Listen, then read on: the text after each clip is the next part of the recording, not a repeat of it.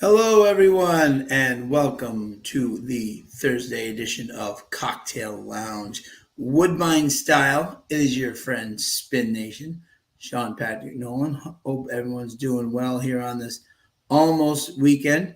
And I am joined by the maestro of Stable Duel, the one and only Riders Up Tim. Tim, how are you, my man? I am doing very well, thanks, Sean. Good week, back to school this week as far as the regular job goes, but I'm ready to get into some horses and get a little bit of distraction from that.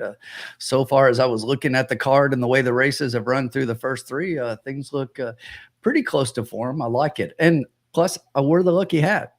You I know, love it. I for those that remember last week, I mentioned that I love this Yeah, horse and I was rooting for him over the weekend. Everybody, you had to root for Cody and his story is always great. But I've been rooting for White Barrio since last year, and I was glad to see him and C2 Racing Stables get a win. absolutely. What an impressive performance it was.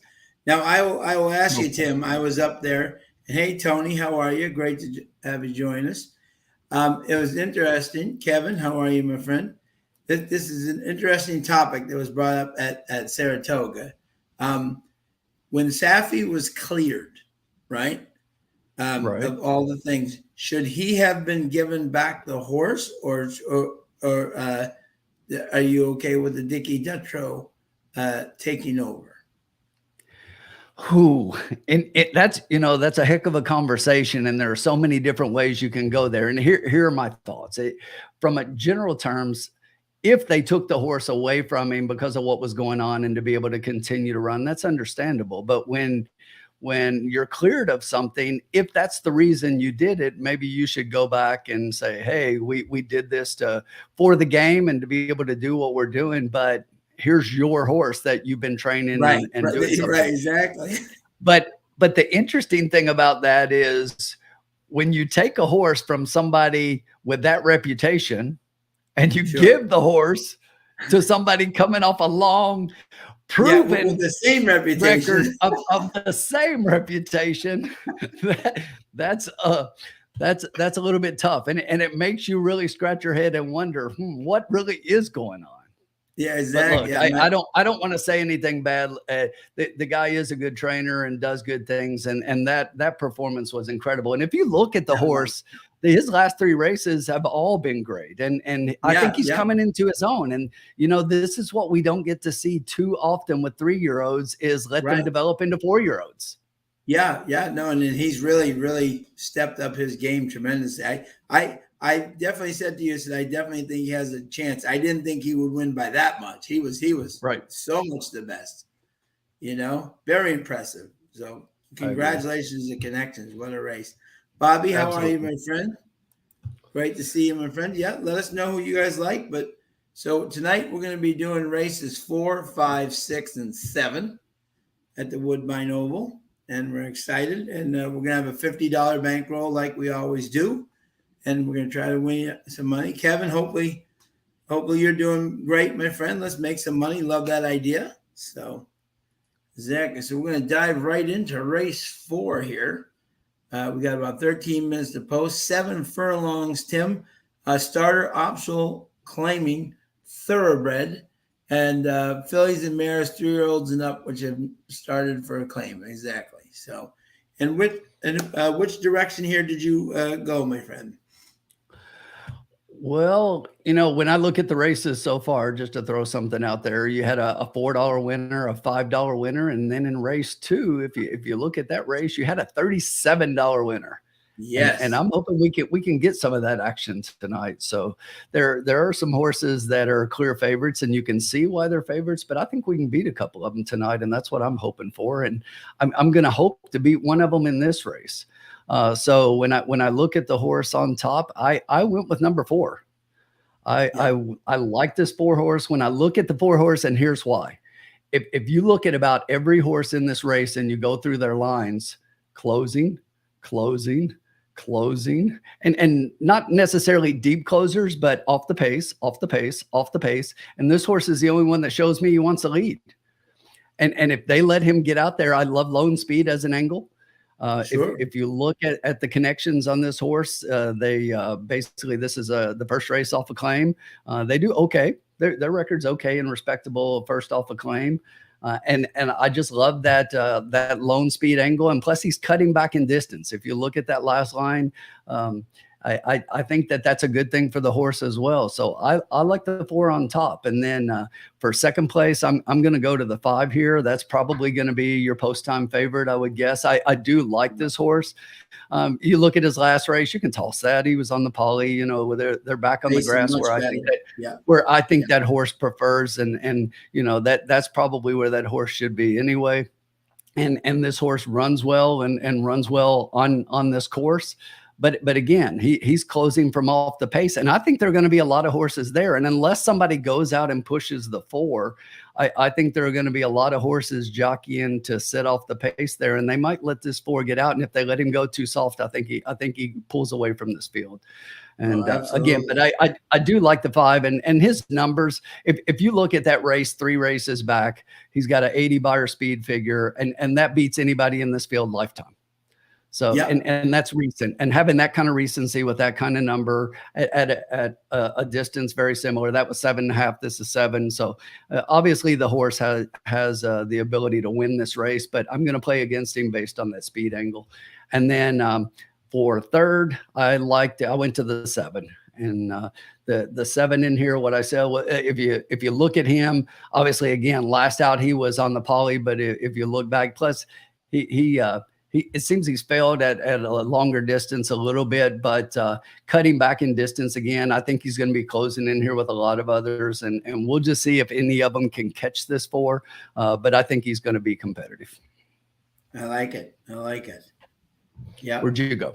Yeah, and I'm very similar to you.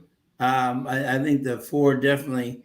The first note I had was lone speed, exactly, which could be very dangerous here. Lady Maeve was my second choice, and she's a very consistent but inconsistent horse. You never know which one's going to show up, and she clearly turf is her game. She faced way much better last race. So as you said, just throw a big giant X around that race. And she will definitely be. KK knows her very well, has ridden her very well. So she's obviously the horse to beat. At the 4. So I did have the 5 as my top pick with the 4. And of course, I'd be a little biased here with Wicked Strong. Exactly. Also, by the way, Maeve is my niece, but I'm not picking it because of that. But what do you call it? But Wicked Mia out of Wicked Strong, I definitely think could be the speed. As one is such a great gate jockey, and so he will have him out in front. My third pick, kind of a little long shot pick here, is Pluie d'Avril, the 1, and I picked that horse because I'm just going to throw out the last one at Woodbine, 6.5. She absolutely just was 4 or 5 wide around the turn, just went completely. Everyone was pushed like 5, 6 wide, and she just gave way. She's run 2 very good turf races at Fort Erie, and this is not what you call like a world beater group, So, and I did play the 1 in my stable duel, So, I think this could be a horse at a price. So. And I agree with you. I put a note on the 1. I did like the 1. I looked at it a little bit, and my note is similar to what you said. But the one thing I said is, looking at all of this horse's races, is does the horse like Fort Erie a lot better than Woodbine? Because the performances across the board seem to be a little better at that track. And we've talked a bit about horse for the course and how some horses just like some tracks better. And when I see the Woodbine races, they just don't match up with this horse's Fort Erie races. And but the horse definitely has a chance at a price. Yeah, exactly. And Marv, how are you, my friend? Great to have you join us tonight, my man. Exactly. So, Tim, I'm going to give you the opportunity. We're going to switch it up a little bit this week. I'm going to give you the first chance at the first race. We have a $50 mythical bankroll, as everybody knows, and we'll go through the races here and see if we can try to win some money. And Tim's going to be the first one to get us going here. So. I like it. I'd like to hear what the folks in the chat think and what let everybody us likes know who you guys like. Race. Let us know who you're playing. Bobby always lets us know you're playing. Let us know, my good man. Marv, Tony, let us all And I know who you just want to guys say like. hello to everybody. Tony, Kevin, and Bobby. Didn't get a chance. Marv, how's everybody doing tonight? I hope everybody had a good day and is ready to make some money. Let's do it. Absolutely.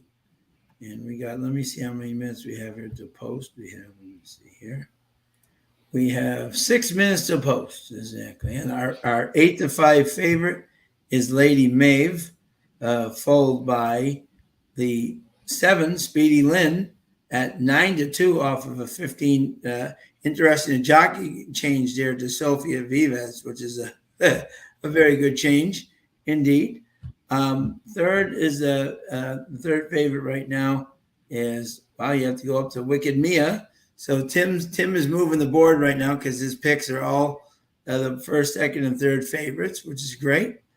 And then the interesting horse in here is, to me, is exactly what you said. I really like the horse O'Havens, right? But I don't think this race sets up for their closing kick.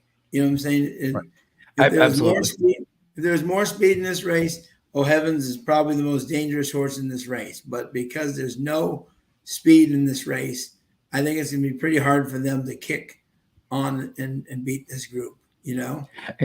It's funny how we look at things, Sean, because my notes in Daily Racing Form says deepest of all the closers. Yeah, Probably yeah, not. yeah.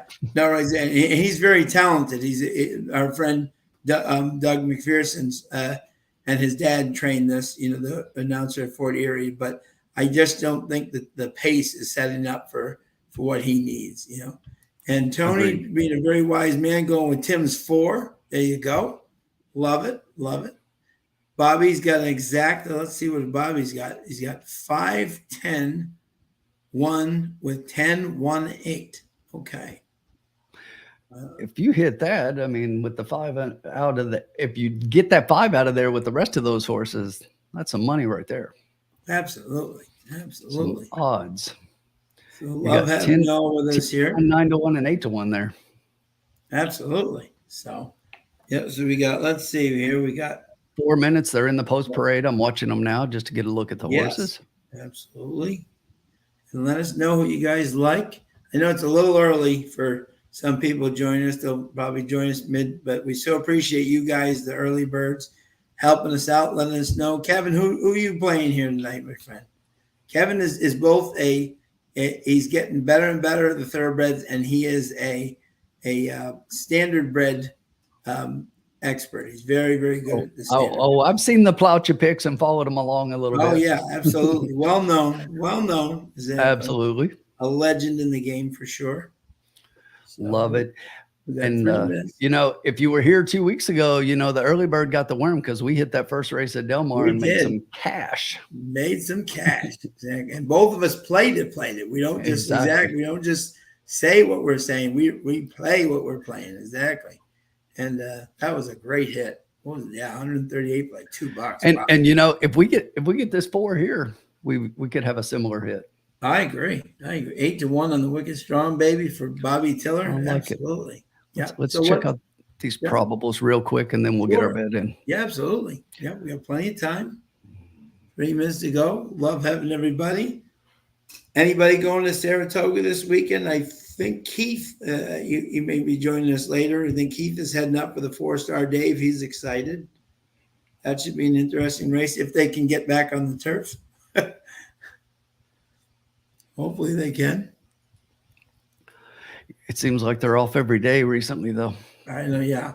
Well, they had a lot. The one thing is, obviously, we had the unfortunate thing on Sunday, but we've had they had 2 really heavy days of rain. Really heavy days of rain. Right. I think they're being smart, just letting it go and sure and get it for the weekend. Get it right for the weekend. Exactly. Hey, Trish, how are you, my friend? Great to have you join us here on this Thursday night, almost the weekend. Let us know who you like, Trish. Sophia Vives is coming to this race, Trish. She is now on the, who is she on? She's on the 7. It was 15 to 1 and she's now 5-1. Amanda's on the 6. So a lot of good. So Sean, I think I'm going to go dollar exacta box key. Okay. 4 with the 5-7. Love it. Exacta box key. So we need that 4 up top or on the bottom. And listen, those 4s are paying. I looked at all the probables right now, and right now the odds on the favorite as far as the exactas go is 5-8. The lowest exacta is 5-8 at 23.30. So if we get that 4 in there, even with the 5, who's the heavy favorite? A 4-5 pays $60. And even if the 5 is on top, if our 4 is second with that horse, that's 43 for $2. Unbelievable. So that's a $20 wager for $1. That's amazing. With the favorite, I like it. You got to like it. And I really do like this 4. I like this angle of lone speed, and I really like this angle here. Love it. Love it. And Trisha, exactly. Trisha had to go with the 7 with that jockey change, and I can't blame you one bit. I like it. And that was one of the horses that we commented on. And that was one of the things that I did note was that jockey change as well. So love the way she's riding. And doesn't hurt to get a little weight break either. No, absolutely. So they're going on to the turf course right now. Let us know who you guys like. Thank you for joining us as always. And remember to like and subscribe if you haven't already. Even if you're not in the chat and you're just watching from somewhere else, if you can just like it and subscribe, it helps us put out these great shows and love having you guys with us. So we're going into the gate. Loading up. Here we go.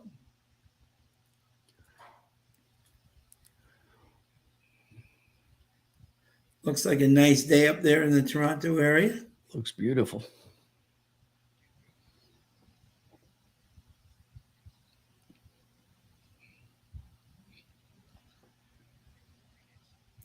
One of my very favorite tracks.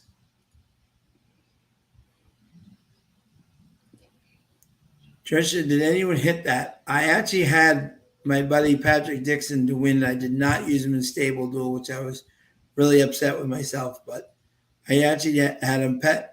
Anyone who remembers, the Irishman Patrick Dixon is on fire right now up at Woodbine. He's just sending everything out live, and he won at 17-1. The 3-5 favorite, I don't know if you saw Tim, dwelt in the gate and did not come out. Did not see that. So that was definitely a wrinkle into people's betting strategies. And they declared him a fair start. The horse just would not come out. They're all locked up. Looks like we're in the gate.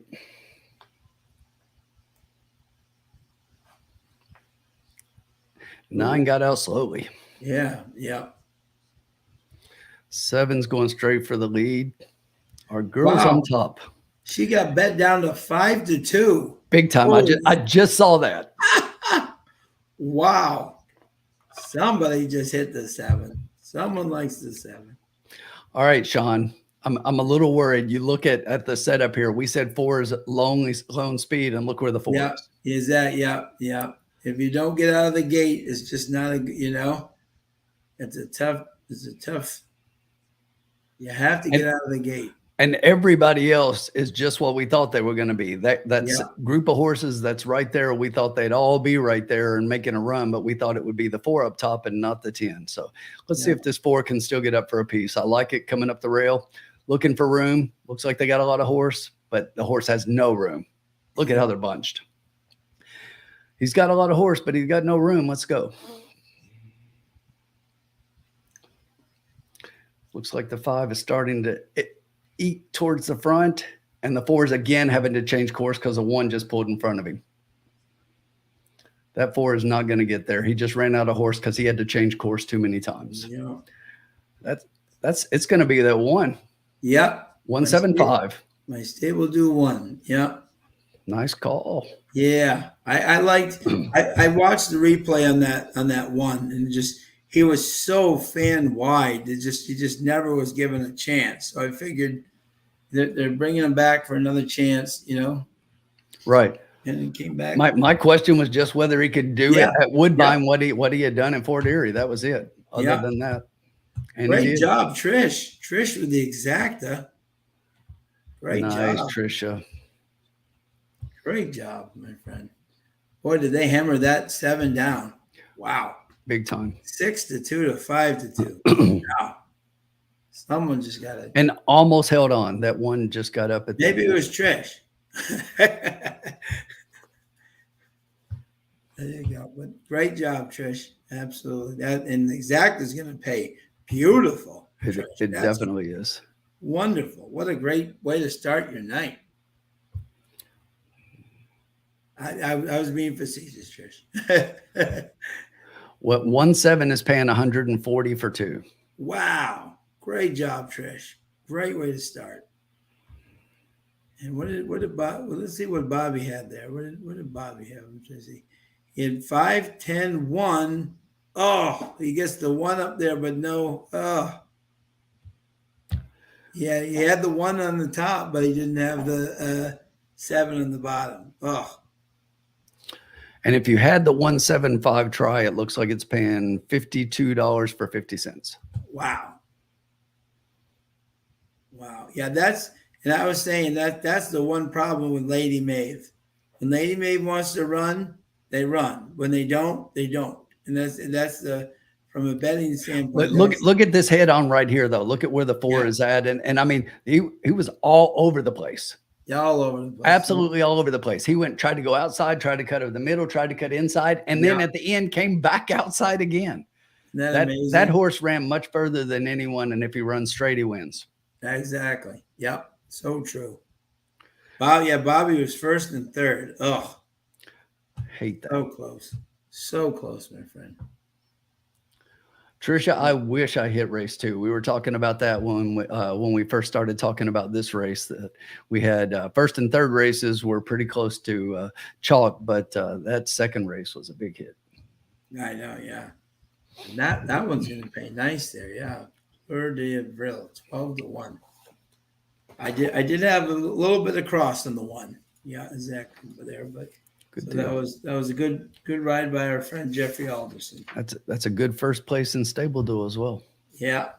So anybody else playing the Stable Duel game tonight? I did not. As much as I love that game, I actually went to Stable Duel and made sure that they added a game for us because they did not last week, and they added it for us, and I didn't have time to get into it. Yeah.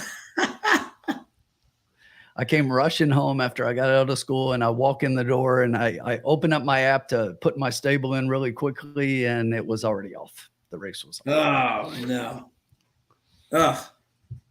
Crazy. And let's see what these prices. Unbelievable, huh? Wow. Yes. If you have that, yeah, there's one coming in there. John Sims. Look at that. So if you had the one $27, 1080, 590, the 2 Speedy Lynn, 410, 330, Lady Maeve, $3. I'll take the gold fourth. The $1 Trisha Exacta, $70.15. Great job, Trish. 20-cent trifecta, 52.33. 20-cent superfecta, 458.43. $1 daily double, 4-1, 29.60 for $1. And the 20-cent pick 3, 140.61. Even the Omnis are 14 and 22. Wow. So great job, Trisha. If you had that pick 3, you had something because you had a big horse in race 2 and in race 4. So you either spread or you had some inside info that the rest of us didn't get shared. Yep. The pick 6 pool started with 15,970 and they're down to $25. So somebody and the early pick 4 pool and the pick 5 pool started at 72,000 and there's down to 103. So Charles B got it too. Nice job, Charles B. Welcome. Keith, my man, has joined us. How are you, buddy? Keith will be going to Saratoga this weekend for the 4-Star Dave. Have a great time, Keith. Absolutely. Should be and Keith, I saw today that Bree was on her way up there, so you'll have to go up and see what she's got for Stable Duel swag. Yeah. Bree goes up when she knows that I'm not there. So she she said, "Oh, good, Spin's not there. I can go up. I'll be safe." That pick six blows my mind, Sean. They're down to $25 in live money. Isn't that amazing? Yeah, Yeah, yeah, because I mean, it started in race two, and you've had pretty big prices in two of the three races, but that there's only that much live money left. That's just amazing. yeah. Unbelievable. Even it's got to pay 5 out of 6, you would think. Oh, absolutely. Yeah, I would think so. Yeah, crazy. Exactly. You know. Oh yeah. See, Trish, that's all you need is one, my friend, and you did a great job there. You know. Fantastic. Okay, so we'll turn the page there with Trish's excellent win, and she's going to keep that going throughout the night. I feel it. It's good. It's going to be a good night for Trish. Fifth race is a mile and 16th on the inner turf. Optional claiming 15, purse 41,000, state bred and other fillies and mares 3-year-olds and up, which have started for a claiming price of 75 or less in 2022-23. And Tim, who was your first pick in this one, my friend? Well, unfortunately, as I said when we looked at the last race, that I thought that there were a lot of horses that were probably going to go off as favorites, and that it was. I thought we could beat a couple of them, but there are a couple of them that look like they're just that much the best in their races. And this was one of those races for me. I think the 1 and 4 are both standouts here. Yeah. I know I did see a couple of people picking the 4 to turn the tables on the 1, and some people thinking that that horse might actually go off as the favorite. And I hope he does, because I like the 1. And I just don't see anything, and it happens a lot that horses turn the table, but I really like the 1 a lot. And when you look at the last race that both of those horses were in, they went a mile and a 16th, and that one they're going a mile and a 16th here, and it's just like there's nothing different that tells me that the result's going to be any different. And I like the horse, I like the connections, and I was just straight up 1-4 here. Yeah, Go ahead. No. You continue. I was just saying the one thing that I always look at, and that I like works between races. Yeah. And when you look at the works, you look at the 1. The 1 just had a work. I like the recency of this work. The 1 had a work on the 3rd of August and went 4 furlongs, and that's a nice work. Went 48-1, 5th of 31 for the day. And I look, so they haven't raced since the 29th of June. So they've been off a little bit. But when you look at the 4's also had a couple of works, but there's nothing that tells me that this horse is doing anything different than he ever does. If I saw something that looked like a work to where these works are steady, not saying the horse is not good. This is how he works, but there's nothing that tells me he's working any different, and that anything is going to be different in this race. And I like 1-4. I think it's a solid 1-4 in here. I think you can make a case for a whole lot of them underneath. If you look at the 3 here, that was one horse that I looked at a little bit. Basically, he went in 2 straight 15 claimers. This is an optional claimer, and he really didn't show much in either one of those races. I just think that he can obviously get a piece underneath. Possibly, I like him 3rd, and for 4th, I went on the outside to the 7. I really, if you look at that last race, that was actually a pretty good race. But I'm just not sure. This horse, he stepped up, and he did well in stepping up, but he's stepping up again. And sure, it's just, and off the claim, when one note that I had here was off the claim. I'm just not sure that first off a claim with these connections, they're okay. But again, I definitely not going to touch the top 2. And that was my 4th horse, was the 7. Yep, absolutely. Yep. So, and I am exactly with you. It's amazing how we think alike. I was 1, 4, and then the 6 as a like a long shot, kind of like a 3rd play. Erasmo's girl. The rail is out, so says that I don't know if that will help Erasmo's girl in this race. So I was. I think, and this is my race, so I think I'm just going to simply do a $4 exacta box 1-4. Perfect. And just try to And that's, you and I saw very, very similar. And, that, I think there's no, sometimes you can overthink races. And I really do think that these two are the two strongest people. Amanda Schmerz has been riding very well. She's been getting some great wins. And, and Ramon and McRae is just such a solid combination. They're almost 25% together. They do the magic together. So the official bet of the will be just a $4 exacta box. 1-4.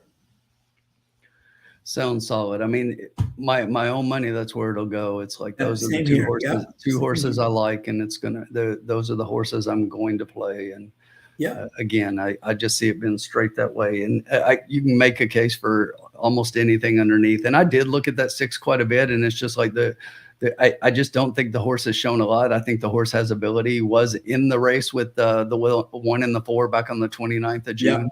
Yeah. And you can see it looks like the horse closed up a little bit. It was a trip where the horse was quite wide. I watched that a little bit, but I'm not sure that it affected the horse enough. But I could definitely see that horse finishing 3rd as well. Yeah. And Marv has got let's see, here's our friend Todd. How are you, buddy? Great, always great to have you join us. And Marv, pick 3. He's singling the 1. He's using the 3 through 6 in the second leg, and then the 2, 4, and 5 in the third leg. So bring it home, Marv. We wouldn't mind if the 1 wins, as long as the 4 is with them. Absolutely. Great to have you, Todd. Always welcome here in the thing. Hey, welcome in, Todd. Good to see you. Yeah, and Blair joined us. Killed Toga today. Nice job, my friend. Well done. I was very happy today. Our good friends Rosemary and Mark Hennig have really been putting together a good meet so far at Saratoga. It's great to see them back in the winner's circle. And once again, our girl Katie Davis coming through with another win, showing the people how it's done. So great to see there. Gotta love it.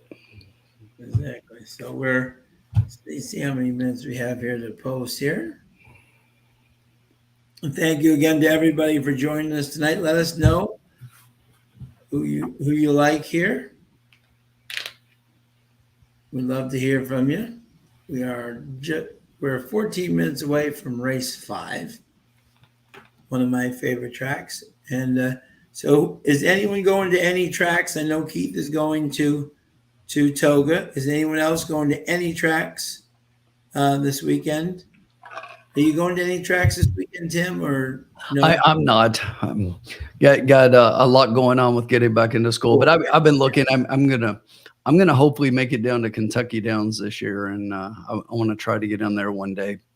But other than that, I'm just waiting for September for the horses to get back here. And I got my email that comes out before every meet that comes out from Keeneland. I got that this week. Tickets go on sale soon, so that gets me excited every time I see tickets going on sale for Keeneland, because it means the meet is right around the corner.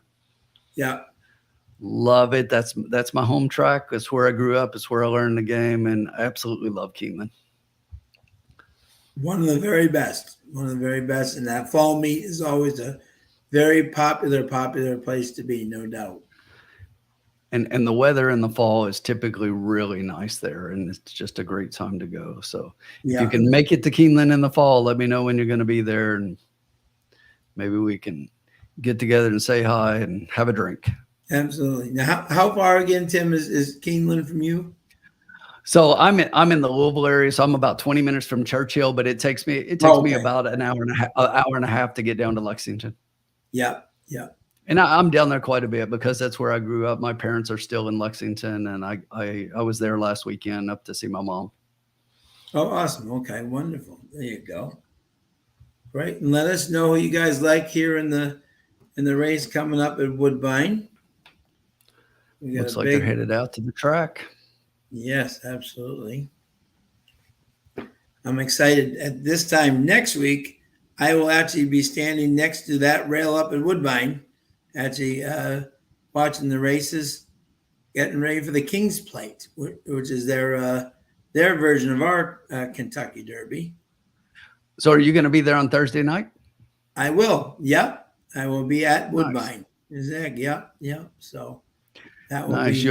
You'll have to make sure you're at least in the chat so you can give us the man on the spot view of the horses. Yeah, we might have a surprise appearance. Exactly, live from the paddock or something. Exactly. There you go. Kind of giving live updates or something. Exactly.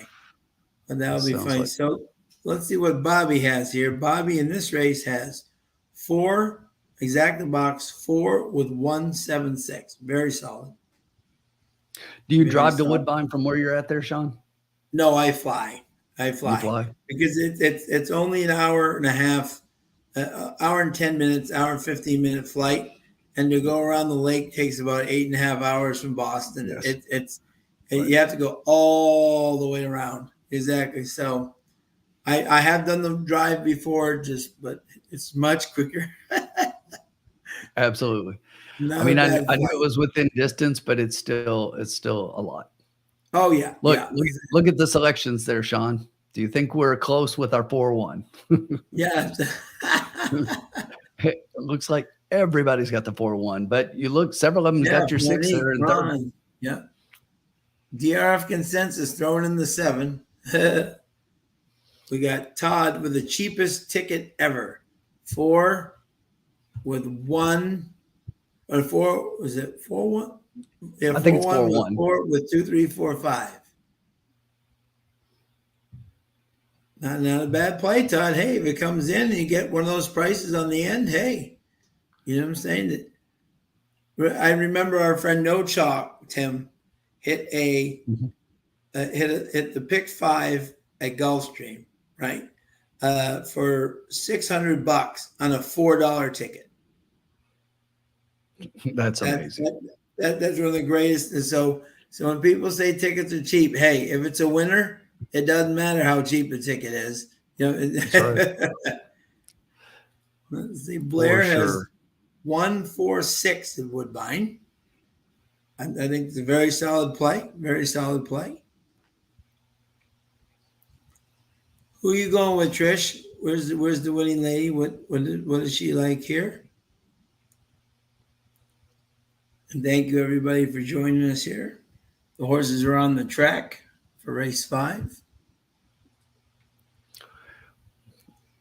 What I do like about the current odds is that the public is betting the 4, and right now the 4 is a 6-5 favored, and the 1 is 2-1. And as I said, I know a lot of people like that turn the tables thing, and I just don't see it. It could definitely happen. I could see it happening, but in my opinion, I think it's 1-4.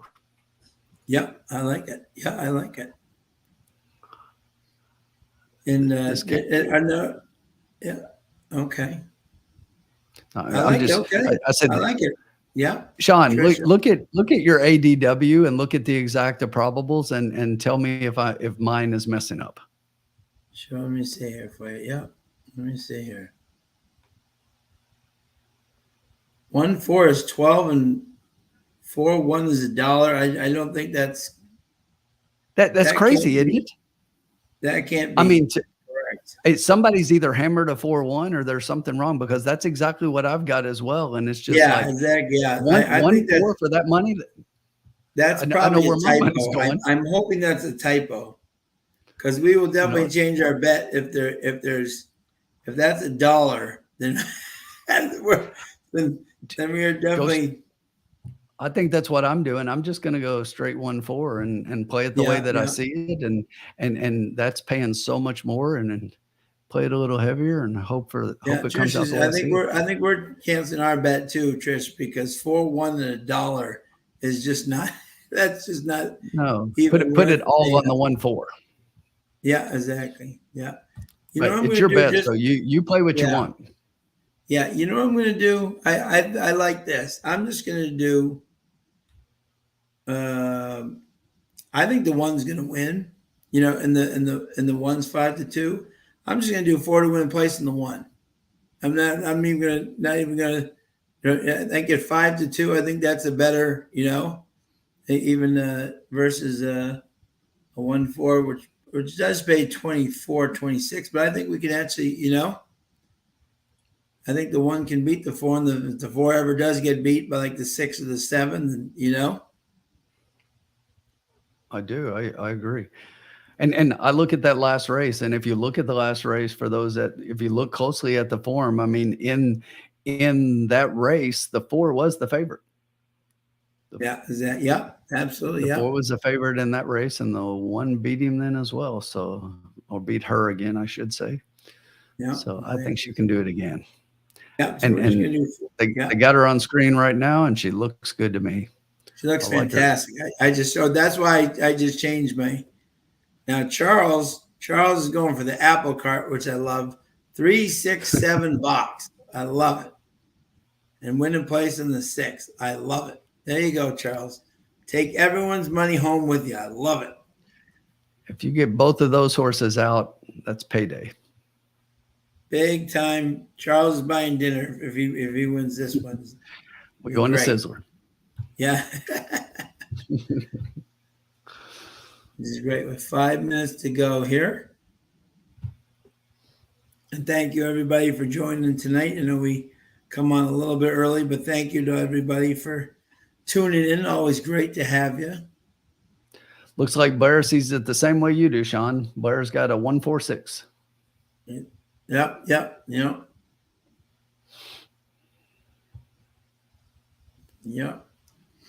But so we're getting closer to exactly.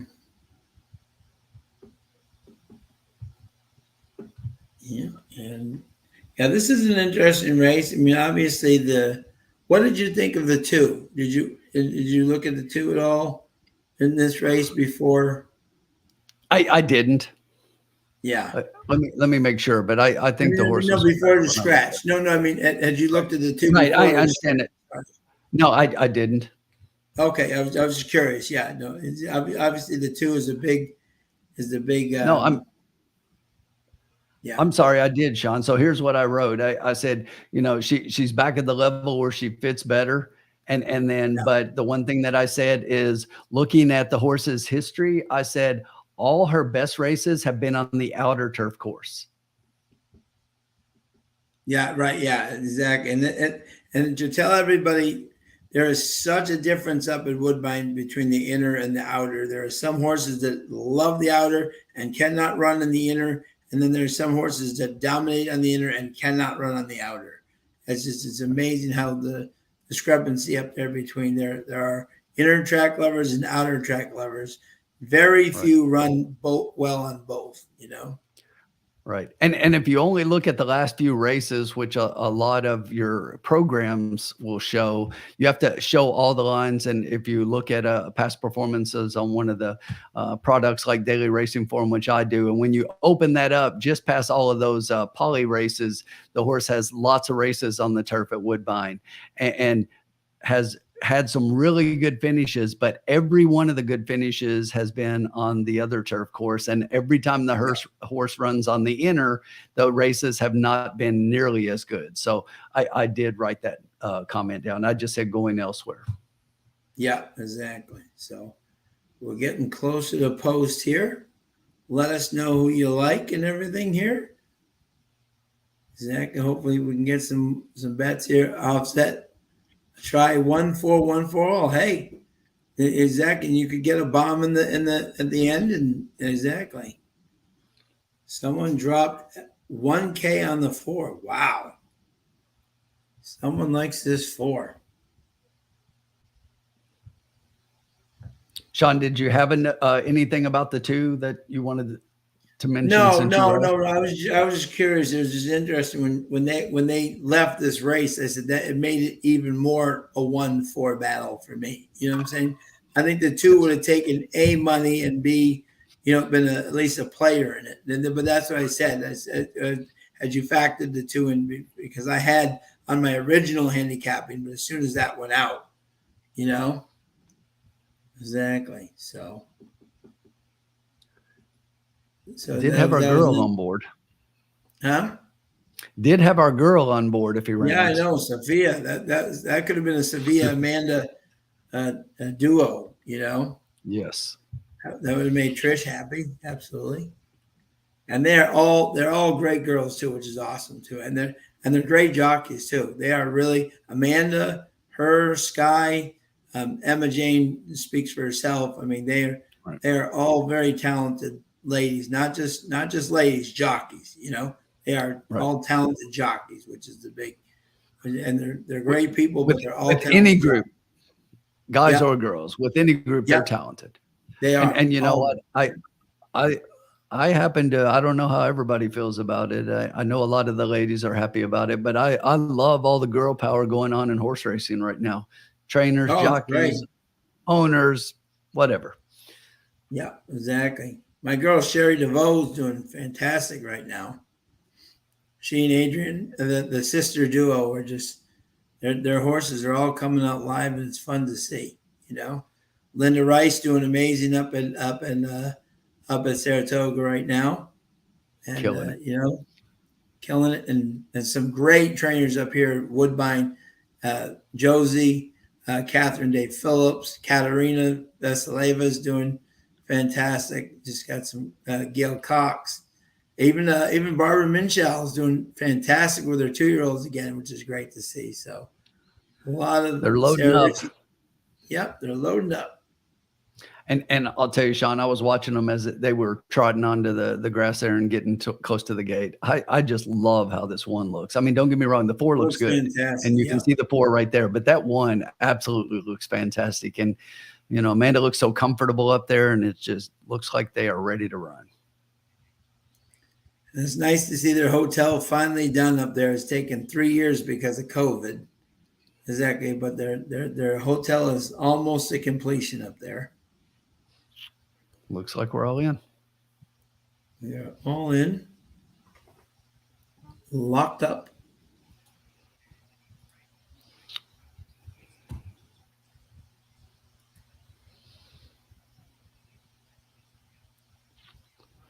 You got the 1 and the 3 out there. Kind of going out. The 7 on the outside. The 4 sitting on the inside. And the 6 is expected, can see them all. I still like where the 1's sitting comfortable. Yeah, me too. Now, Yep. now putting the nose in front. Yep. Amanda seems very comfortable on this inner turf track. Yes. Look at the 1. Look at those strides, Sean. Yep. Yep. I love when a horse stretches out like that. If you look at the 7's legs, for those watching the race, if you look at the 7's legs and you see they don't have the extension the 1 does right now. The 4 has some extension, but that 1 is like really laying out. I love that. I look for this horse based on how he's running. Not demanding fractions. And because of that, that's what I was about to say. As I looked up at the screen and saw that, I looked for the 1 to really run in the stretch here and have a lot left. The 4 is starting to come now, so yeah, we'll see what the 1's got 4, left. Here comes the 7. Can Amanda hold them off? Let's see if she can hold them off. Looks like she's got a lot of horse because they let her go. Look at that. Yeah, she's got tons of horse. Trying left. just like that. She's off and running. Boom. Easy money, people. Get up that 6. Get up with that 6. 146. I think we had a lot of 146 in the chat. Yeah, a lot of, yep.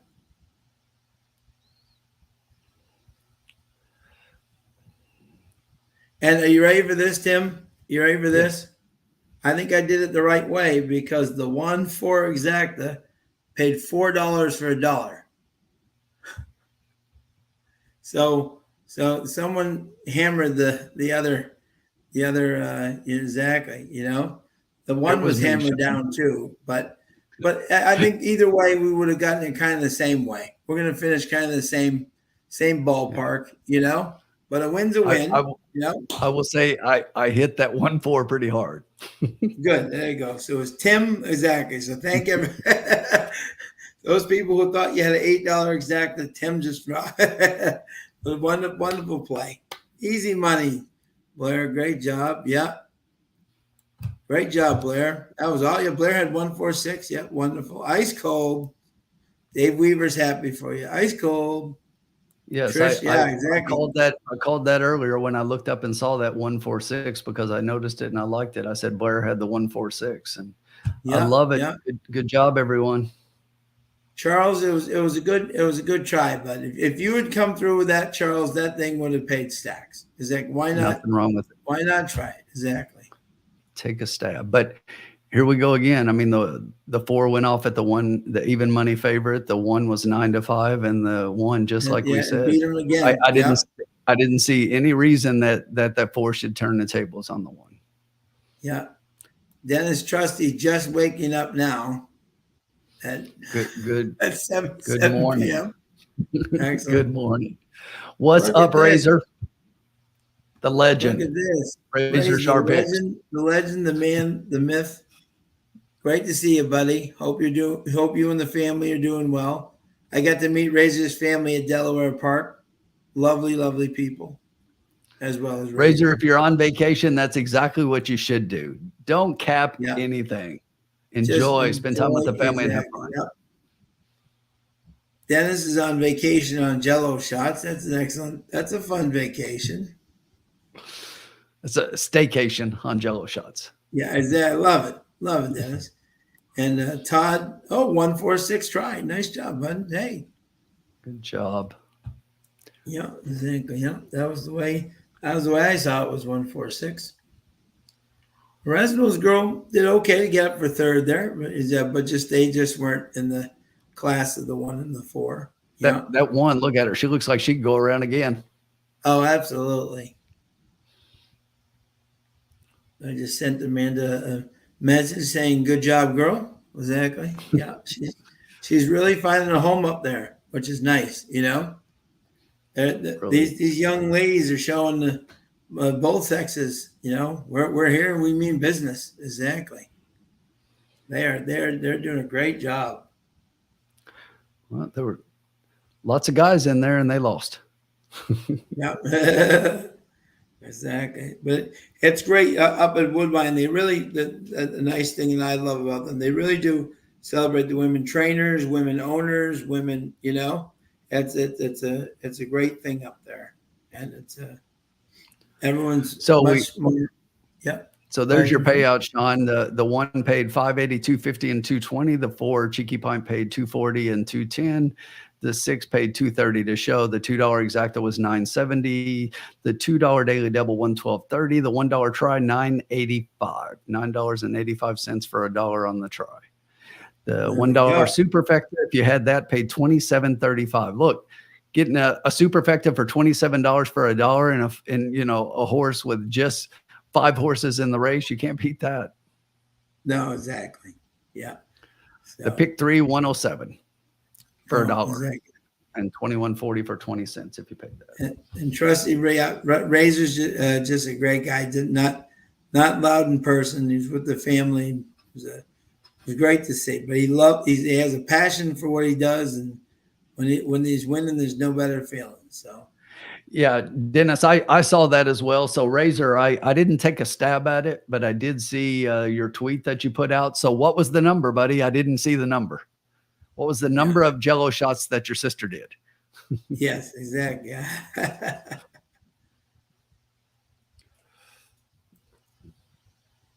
And Tim, how much was our bet? I forget in the first race. Was it $4?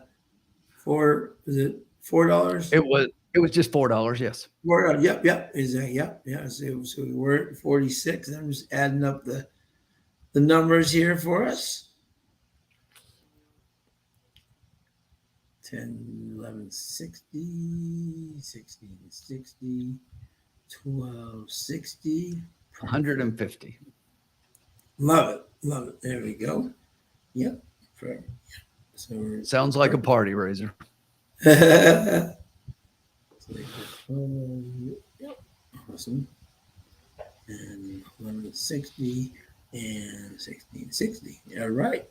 So we're up $4.60 so far. We're at $54.60 after 2 races.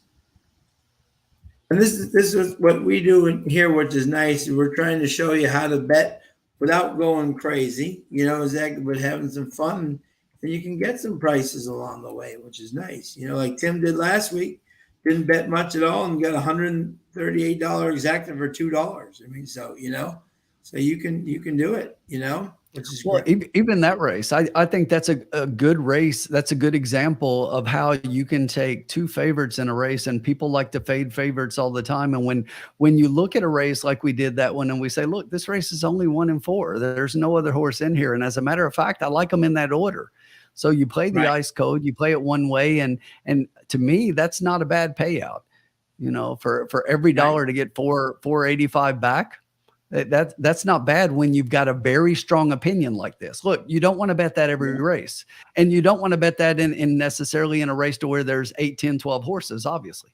But in a Right. race like this to where it's a short field and you've got such a strong opinion and it looks like you got two standout horses like that, go hard like this. It's a decent payout, and you can still make money betting favorites regardless of what some people will say. Yep. Absolutely. Absolutely. Yep. Yep. So we're on to race 6. And yep, and we have a 1.25 miles on the outer turf, maiden special weight, 111,600 for maiden 3-year-olds and up. And in a big 1.25 mile race, here we go. And Tim, who was your top pick in this race, my good man?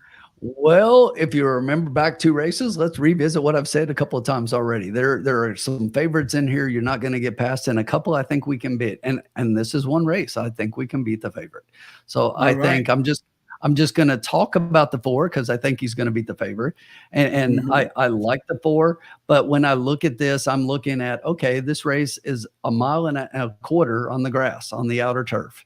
And I look Yep. at the last race for the 4. Look, this 4, don't get me wrong. This 4 ran overseas. He's done 1.25 miles in a big race over there. He led and just got beat by a half a length.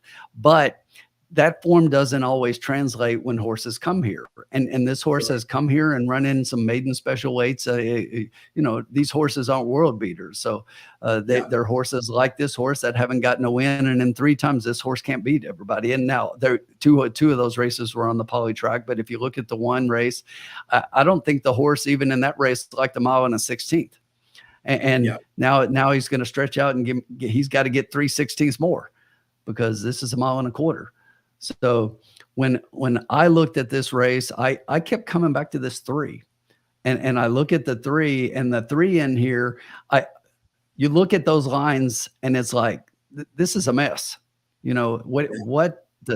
What does Tim like in this horse?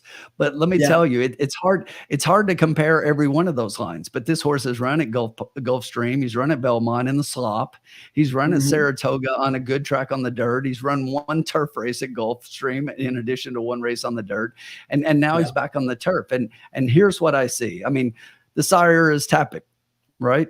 So Yeah. we know that 1.25 miles is the distance is not a problem for this horse. So the Yeah. horse is stretching out a little bit, and you look at that first dirt race, and you may think the horse didn't like it, but the horse has come back and the horse is running. What I like in that 1.125 miles in the last one is the horse ran okay. And I watched that race a couple of times. I don't think that horse was asked.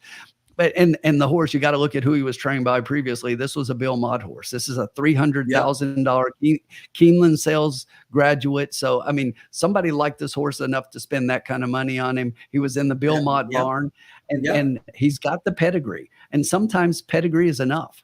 And I think in this race against these horses, pedigree is enough here. This is a pedigree play for me. And I think between that and I like the connections here. I think this horse is right in the mix, and I'm going to try to beat the 4 with a 3 here.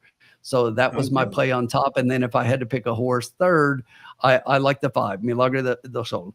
And when you look at that horse, again, great connections, got a girl Sophia up. I think the horse is really rounding in the form, went from only had 2 races, jumped on the turf and improved significantly with Yeah. KK up. And basically, I think this horse is rounding into form and definitely has the ability to run well. But the one thing that you've got to remember is you got to make sure that you read everything in the line. This is a girl stepping up to run against boys, and that's a big step. So while I like the horse a lot, I'm not sure the horse is ready to run with the 3 and the 4. So Gotcha. I'm 3, 4, 5 here, Sean. Okay. And in this race, my first pick was the 1 Big Shooter for Nicholas Nazawinko and Sahin Savachi. Sahin is one of the best turf riders up there by far. He's having an incredible meet both on the poly and the. I think since he had that new baby, I think he's like 20, like 29, 30%. He's been amazing. Temple City, Dynaformer, Mien Nuriev. This horse can go all day. And I watched the replay. Like the 4th place, it was just steady gain first time. It almost didn't look like he was even like fully out, and he just was closing. I think this is the type of race where this horse could just be a steady, big brown breeding, so he can definitely get that distance, and I think he's gonna be very tough in this race. And they're already is 5-1. Interesting here, a little family war here. We got the 4 Fenor, who's trained by Tony Galileo, who really took almost last year off, didn't have many starters, but this year has come back, and with 13 starters, 2 wins, 4 seconds, and 4 thirds. So he's right back in it. But it is his uncle who's training the 1, Nick Nazawinko. So a little family affair here between the 4 and the 1. But my top pick was the 1. My second pick was the 5. And I really did like that second effort by Milagro del Sol. And I think Good Magic, Broken Vow, this horse can get this distance, no problem. Absolutely. And then my third pick was the 4. So I was 1, 5, 4 here. But your 3, anytime you throw out Barbara Minchell on a Woodbine turf, proceed with caution, because it could be absolutely fun. That's right. Yeah. That's why I said I like the connections. And your 1, Sean, I had that horse 4th, and the reason that I put the horse underneath was I agree with everything you said about the horse, but the horse the last time out basically 7.5 furlongs, so he is stretching out a little bit here. But when I look at that first performance, I thought it was good, but I thought it was against a little bit less. The horse closed into a shorter distance, so he definitely may like this distance and be closing. And I'm just not sure they're going to run. It looks like he's going to be back a little bit, and I'm just not sure they're going to run fast enough for him to close into. And I think the horse, but I like the horse, but I thought he was a little bit less than the others, but I could totally see the 1 winning. Yeah, exactly. So this is a fun race. Dennis, it is.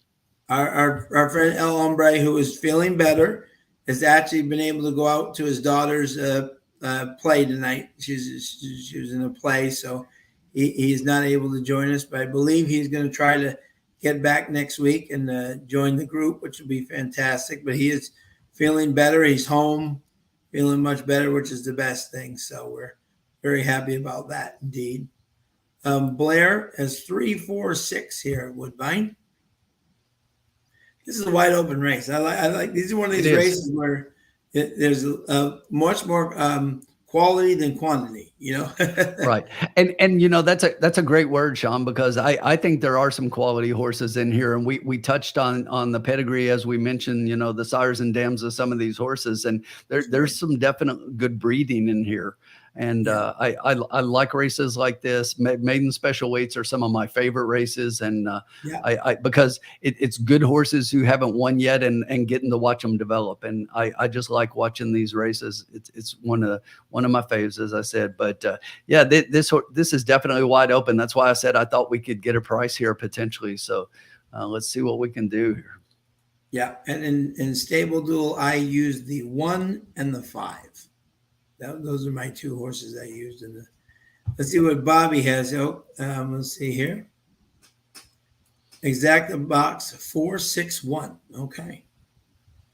This is a wide open race. The 3, the 1, the the 4, the 5, even the 6, Rachel Holden, Munnings, Speightstown, ran a very nice first time on the turf. Anybody could win this race. It's a wide open race. If I was playing I did not play a pick 3 tonight, but if someone used the all button in this race, I would not be in the least bit, angry. I just have to laugh, Sean, because in the last race I loved the 4, so I played a pick 3. I singled the 4.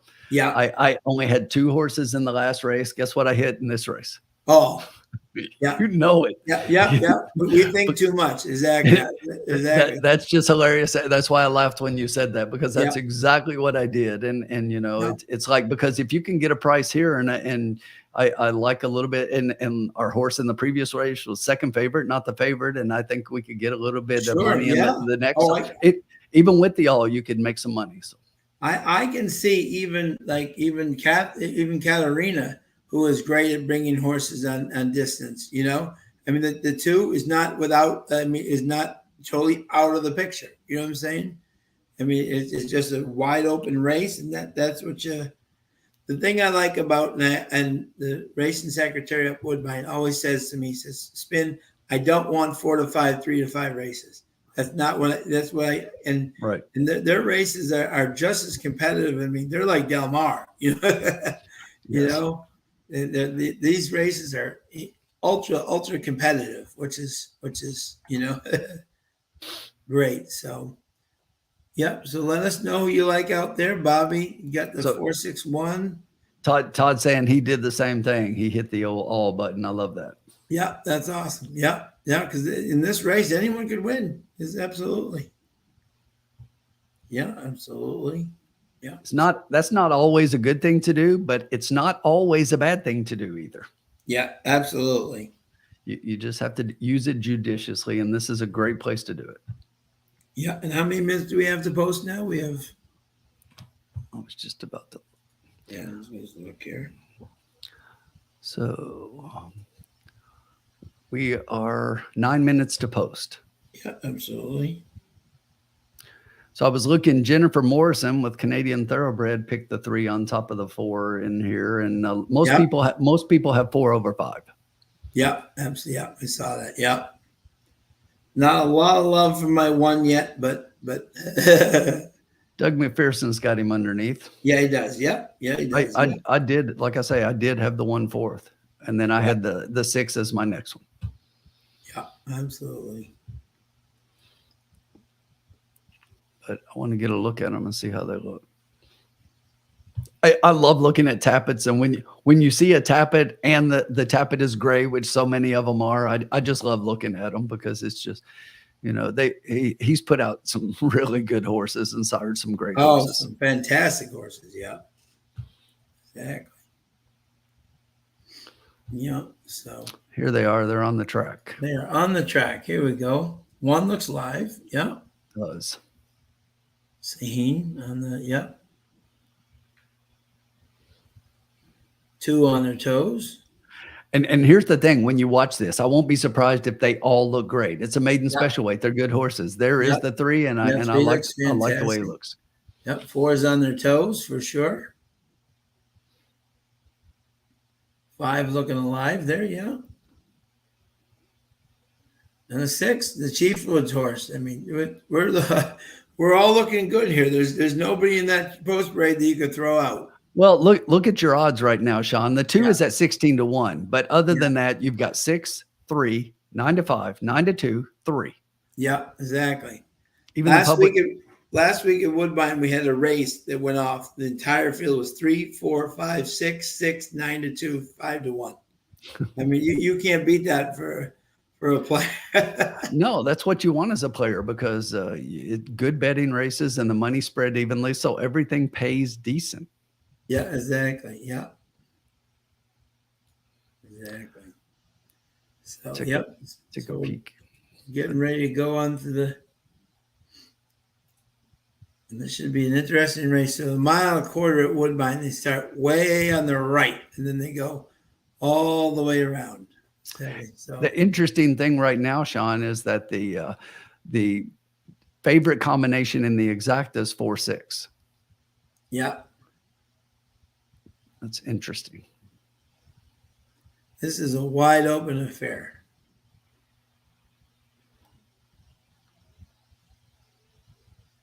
You can make a case for almost any of these horses, which is remarkable. You know, Sean, we've only got a couple races left. Yep. We are doing okay. Yep. What's your bet going to be? My wager is going to be Yep.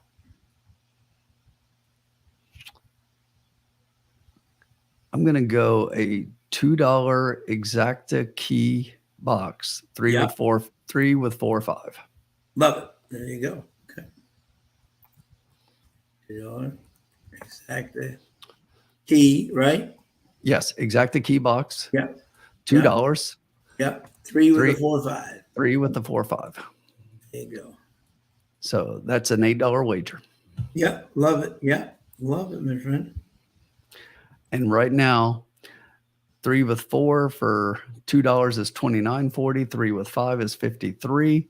4 with the 3 is $22, and 5 with the 3 is $54. So all paying decent. But I think this 3 gets a piece. Yeah, and I agree, Marv. I think exact key boxes are great bets. Yeah. Well, when you like a horse and you're like, look, this horse is not the favorite. I don't say that if the horse you're keying is the favorite, I'm not so sure a key box is the wager you want. Yeah. But when you like a horse that is not the favorite and you think, look, he's going to get a piece, and these exactas are paying okay, so that's when I would box him. Yeah, and that's where, like, even in the last race, if you had it that way, that it pays a little more when you get the favorite underneath. But if you get the second horse as a part of it with that, then you really get money. So right, that's why I think it's such a good wager, because you can put him with another horse that's paying, but you can put him with the favorite who still pays okay, especially if your horse gets on top like you think he can. Yeah. But yes, I agree. I like that wager. You just have to, again, like all wagers, use it in the right spots, and with in betting it the right way. You wouldn't necessarily want to key the favorite with the next 2 favorites. Right. Exactly. Yep. And we're getting closer to they won't go as far because they have to stay on the right side of, if you're looking at Woodbine, they start on the right side and go all the way around.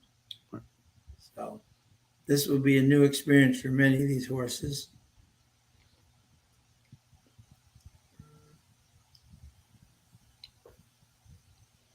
That is a different layout for a 1.25 miles. It is. Yep. Yep. Yep. You know, a 1.25 miles at almost every track is 2 turns, and this is like a turn and a half. Yeah, exactly. Yep. Yeah, absolutely. Yep. Yep. You're starting midway through the turn. Oh, yeah. Yeah. And it takes a while to get to the turn, which is funny. Yeah, exactly. And they're going, and so. And the only thing exactly. Jeff's best bet of the day is the 4 here, the Fenor, the Irish bred. Raphael and Tony trying to exactly. The one thing I'm a little bit worried about, my one would be from a pace standpoint, if it has enough to close in. I think the 5 will be right there. Sophia at 5-1, but this is look at this, 2-1 on the 6, 5-1 on the 5, 9-5 on the 4, 4-1 on the 3. I mean, wow. Talk about value,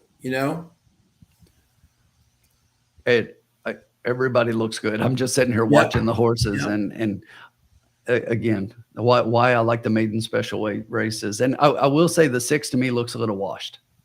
Yeah. Yeah. Every other horse does not, but he definitely does. Yeah. And this is Robert's top play.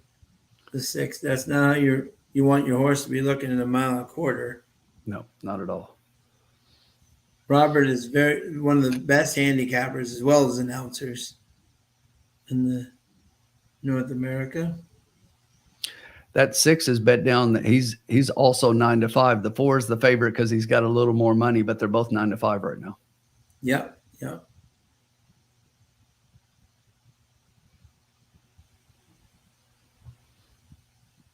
I'm honestly surprised though, Sean, that the 3 is taking the money he is, and he's the third favorite right now. I thought he would be a little higher odds because, like I say, you look at those running lines, and it's hard to make a lot out of that. Even though I did and liked him, but they're going in the gate.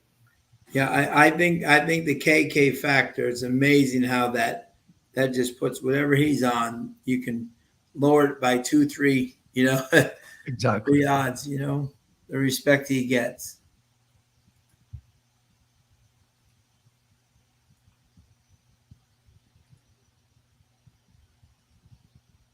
Three's a gorgeous gray, that's for sure. Yes, looks really good. And so many tappets are like that. That's why I said that, because it just amazes me how good. And look, all those horses aren't as good, right? But they just all look good though, all of them. Yeah, the Fabiano line is just an amazing group of horses. It really is. Alex is joining us. Hey, Alex, welcome, my friend. Got to meet Alex this weekend at Saratoga. Nice. Got to watch some races, which is fun. And they're off. 4 going right to the lead with Rafi, with the 5 right there on the outside. The 6 kind of staying with him on the outside. Everybody else kind of staying right there.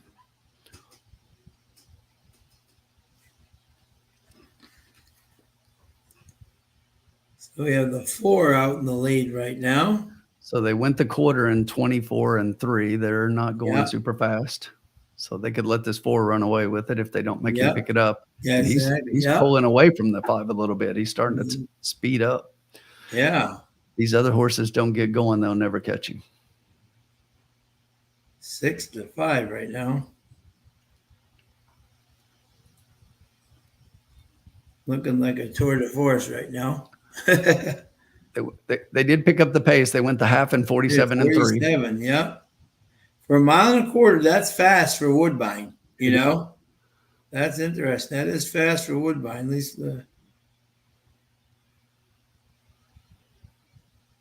wow, this is like 3 separate horse races right now. Yes, 3/4. They went 111-3, so they are moving. They're definitely picking it up big time here. And I think that 4 is going to run out of steam with that kind of. With that pace, yeah, he's really.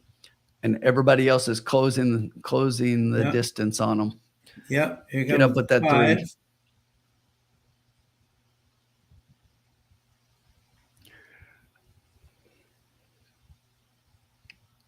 Wow, what a long way. Yes.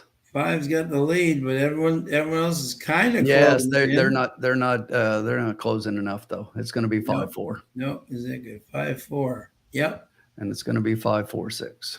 Put a ring around them. Like to say 5, 4, 3, 2, 1. There you go. Sophia doing what she does best.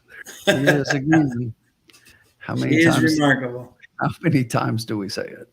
She is truly remarkable. What I love about her is if you see her like live and up close, she gets down so close to the horse's mane. Like, it's amazing the center of gravity she gets and everything, and she's fearless. You know, so that combination is just remarkable to watch. You know, if you had that 47 and oof, you know. So here's the good news, Sean.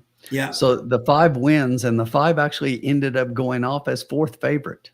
Isn't that amazing? Yeah. It was 4-6-3 in the odds above the 5. So my pick 3 is hitting the all button is looking pretty good. Absolutely. That was great. Yeah, exactly. Yeah,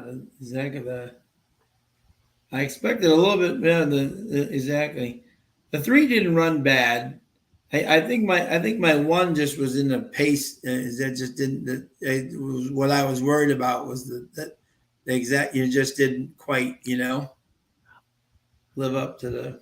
Well, disappointingly to me, I mean, I honestly didn't see much from the 3. The 3 was just even throughout the whole race. Yeah. Right. Again, Yeah. it Yeah. wasn't a horrible race, but I did Right. not see anything like I thought I would. And No. it's just Absolutely. that the horse was just steady throughout and never made a move. It just ran with the other horses, right? It did. Yeah. It did. Yeah. Just ran Yeah. with the other horses is all he did. So, Yeah. and surprising with KK up that's what he did, but Yeah. I expected a better ride. And that horse, if you look, he's got a 102 late speed factor. Yeah. I just didn't. Where was that?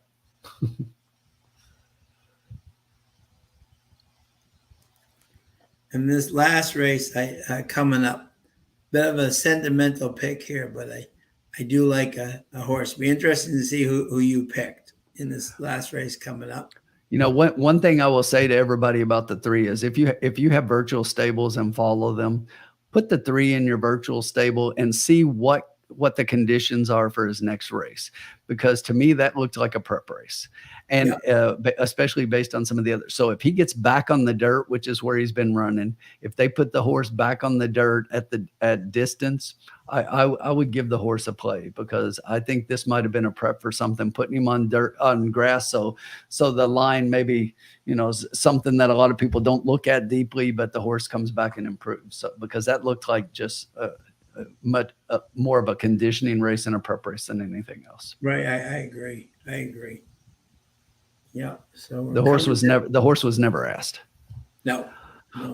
But I like getting a 5 home for my pick 3. Absolutely.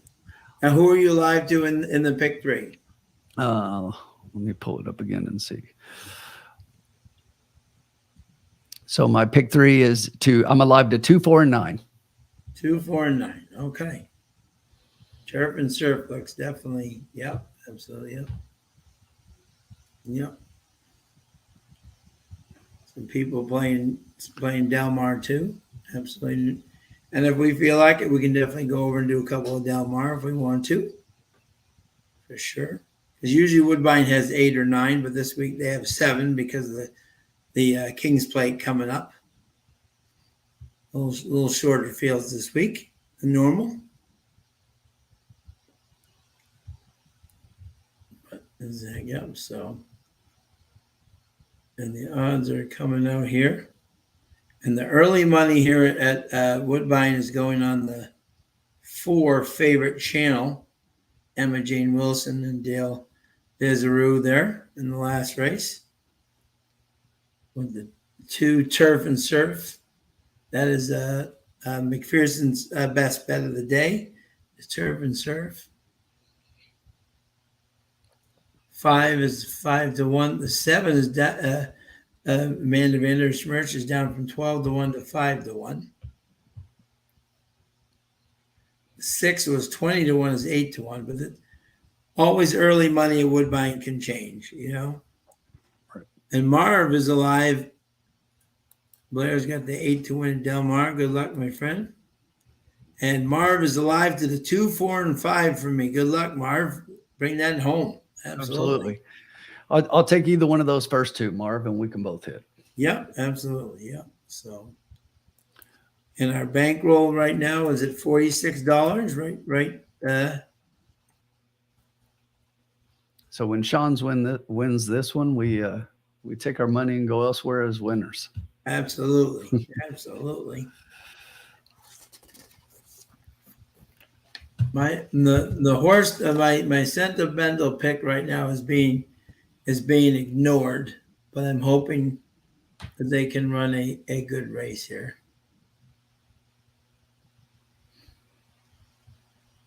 Yep. Not being bet right now, but I think they will go down a bit. Now, Tim, who's your top 3 here? Was it for the final race? Well, those were the three that I put on my ticket, and that's actually, sometimes the number order isn't the order you have them, but actually it is in this case. So the two is the horse that I looked at and liked on top here, and unfortunately, back to chalk. I told you it's like every other race here, it seems like. But Yeah. if you look at the horse. This is a $10,000 claimer, and this horse has run. If you look a couple back, the horse has definitely run in bigger races. Started out in maiden special weight, dropped down, and now the horse is running in straight maiden tens. And this is where the horse belongs. You look at that last race, that was on the synthetic. I think the horse probably likes the turf a little bit better, and I like the move here. They're going from Nichols to KK, and I just think the two is probably going to be the best here. The horse I landed on for second was the 4. Again, with the 4, that last race, if you go back and rewatch that race, that horse was coming at the end in that race, and you can see that Emma Jane is getting on this horse this time. In that last race, the horse just got beat ahead, but it says over there 5 wide rally, and you guys know I always say that's not always true, and you have to go back and watch the replay. I did, and this horse did. Way out, ran way around, and because of that, finished ahead. But if this horse gets a straight path, this horse wins that race. The other thing I really liked about this is the first off a claim. This trainer does extremely well with horses, picking them up off a claim. He's winning about 30% of those, and an ROI for a $2 bet is 463. If you're betting all his first time claims. So that's exceptional. Plus the horse is getting Lasix for the first time. I just think it's a whole lot of angles and moving to the turf as well. So it's like there are so many new angles here for the horse. So that's the only reason I have the horse underneath, Sean, is because I think there's a lot to like here based on all those things. But to me, it's like so many new things, new trainer, new surface, new conditions almost. And then on top of that, it's like Lasix for the first time. And it's just like that's a lot. I like seeing one or two things change, but when you change so much, it's hard to figure out what the horse is going to do. And then I went to the outside to this 9 horse. And again, this is one to where when you look at the form, you don't see a lot, but you got to make sure you read the form. This is a $10,000 maiden claimer and maiden, and you look at what this horse has been running in, and this horse has been running in much better races, against much better. And I think this horse could get a piece in here. So I'm 2, 4, and 9. Like it. There you go. Well, this is a kind of a sentimental pick for me here. Okay. She's and this is the Colin Sheehan kind of theory of improving speed figures. Yes, exactly. Right. Exactly. But I think today we're going to say here is finally the day for my friend Forrest Vixen for the LeBlancs. I think she has finally met a group that she can finally dance with, and be competitive. I'll throw that last race completely out. She likes the inner turf much better than the outer turf. Right, that last race she was running against Lip Lock, Mason's Music, and Danish Dynamite, who would all be 1 to 20 in this race. Exactly, and I just think that she's faced better, and I think this is finally the group that she can at least be competitive, if not win. I honestly think your 2 was the best play of the race. If I had to pick a horse on top, it was the 2, and for all the reasons you said, I think this is a very solid horse. I went 2, 5, and then 4 in this wide open race. Right. And Sean, I looked at the 5, and then when I went to the 9 underneath, and if you look at that race on the 23rd of July, both of them come out of the exact same race. Yep. They Yep. both come out of the exact same race, and you just picked one, and I just picked the other one. But we said the same thing. They're both coming out of better conditions, higher conditions against better horses. Yep. Absolutely. Yep. So, I'm totally see it. Yeah. And Blair, congratulations for your big hit at Del Mar, my friend. Good job, Blair. Always love to see our friends. That's a winning. couple. Blair hit one over here with us, and now hit over there at Del Mar. Blair's going, look at this, huh? It's amazing the ship in people, at Del Mar, how they're making it better, and they're winning, with those bonuses, and they're bringing them across the country, and it's paying dividends for them, Right. So it's great to see, so we're right. Who you got in the chat? Who you got in the chat? Let us know in the last race here. Last race. Let's get somebody home. Dennis is asking, who gets the lead in this Woodbine race? That is a great question. Yes, because that was another thing that you look at. Somebody's obviously got to be out there. And it was another thing that really on the 9 horse, and why I put him in there. I think this horse could be one of the horses that decides to go out a little bit. And I know that nothing says that in there except for, when I look at early pace for everybody, the 5 could definitely be there. He's got some early speed. Yeah. But I think this 9 might go. The 3's got a little bit of early speed in there. If you look close enough, two back, the horse was right there in the early part of the race. But that is a good question, Dennis. Nobody here is a clear front runner for sure, but somebody's got to be out there. And I wouldn't be surprised. I will like to see it, honestly, if this 9 goes, because if this 9 goes out front, I think the 9's got a shot to win at a price. And I would love to see that pick 3. Yeah, exactly. Yeah. Tricia wants to be Blair when she grows up. Is that admirable? Me too. Admirable. Yeah, there you go. Admirable. It's profits time. Exactly. Love it, Todd. Exactly. And how many minutes we got to go here? Who you got in here, Todd? Who you like in the last at Woodbine? Yeah, who do you like in the last one here, my friend? Sean, are you going to go back to Saratoga this meet at all, or you done for the meet? That's a great question. I don't think Travers Week. I might get up for the spin away if our friend CJ Johnson has Sugar High in the spin away. If I can get up for that day, I might get up, but probably not. I have Woodbine next week, and I think I'm kind of going to chill for the rest of the meet. I've gotten up twice, which is great. Obviously never twist my arm if the opportunity existed, but I don't think I will. And, but I never say never, right? Exactly. Exactly. So, and a beautiful place, that's for sure. So, yeah. So let us know if anyone else is going up there at all this meet, or any meet, or what you guys like here. I haven't heard from Keith in a while in the chat. Are you being quiet, Keith, or did you take off on us and studying your Saratoga program and getting ready for his, exactly. It's big effort there. Exactly. Going up to take everybody's money. Show Matt how to do it. Exactly. Yep. Amen. Love seeing everybody up there being successful. Absolutely. Okay. Here we go. This is the final play of the night. Okay. I'm going to go a little sentimental pick here. Oh, Alex will be there for the Travers. That's exciting. What a race that's going to be. Holy cow. Yes. And shaping up to be a good one. Yeah. And I'm just going to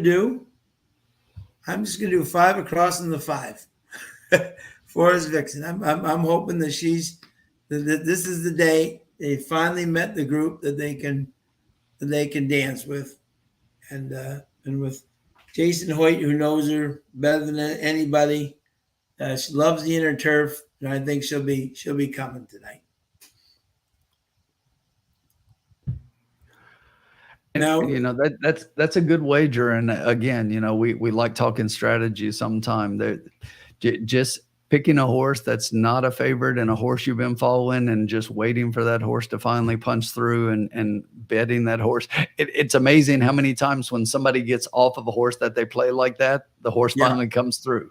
Oh, So absolutely. Yeah, absolutely. Yeah. And I think this could be the day at a price where she can kind of break on through, if you will. as a matter of fact, I think I saw Sarah post something up a tweet last weekend that she finally got off a horse and they won at a Yeah. price. Yeah. Right. Right. Yep. Yep. That's just the way it always seems to happen.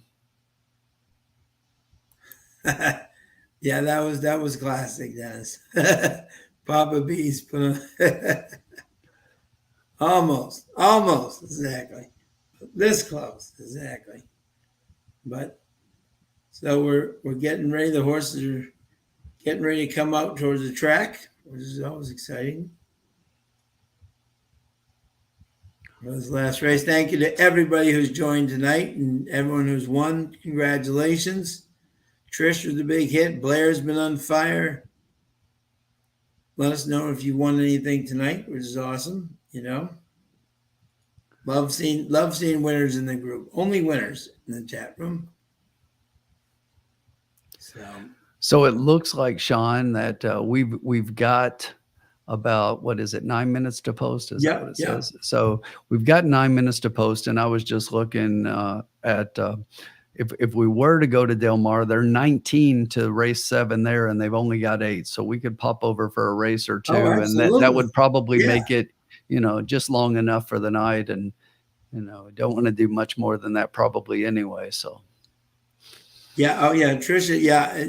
Trisha, it is well known at Woodbine.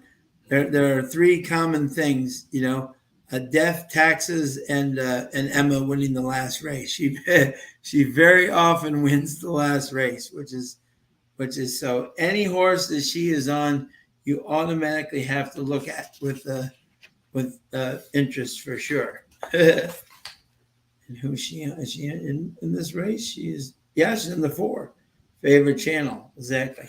I don't like her horse in this race per se to win, on the turf. But hey, that lady can do anything. I don't put anything past her. Exactly. And again, that was the horse that I said in this particular race is just they're trying too much new with. Yeah. Yeah. Mike Whitten, hello, sir. Thank you for joining us, my friend. Always great to see you.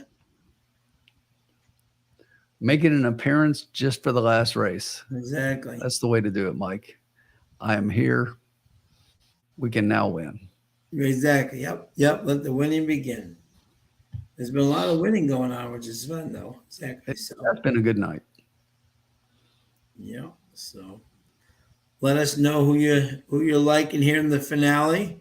Who's Blair like? He's been he's been the hot man tonight for sure. At numerous tracks, which has been great. I'm going to put the official bet in here. Official bet. 5. On the 5 for his Vixen. Hoping she can finally find a way to some friends to dance with. And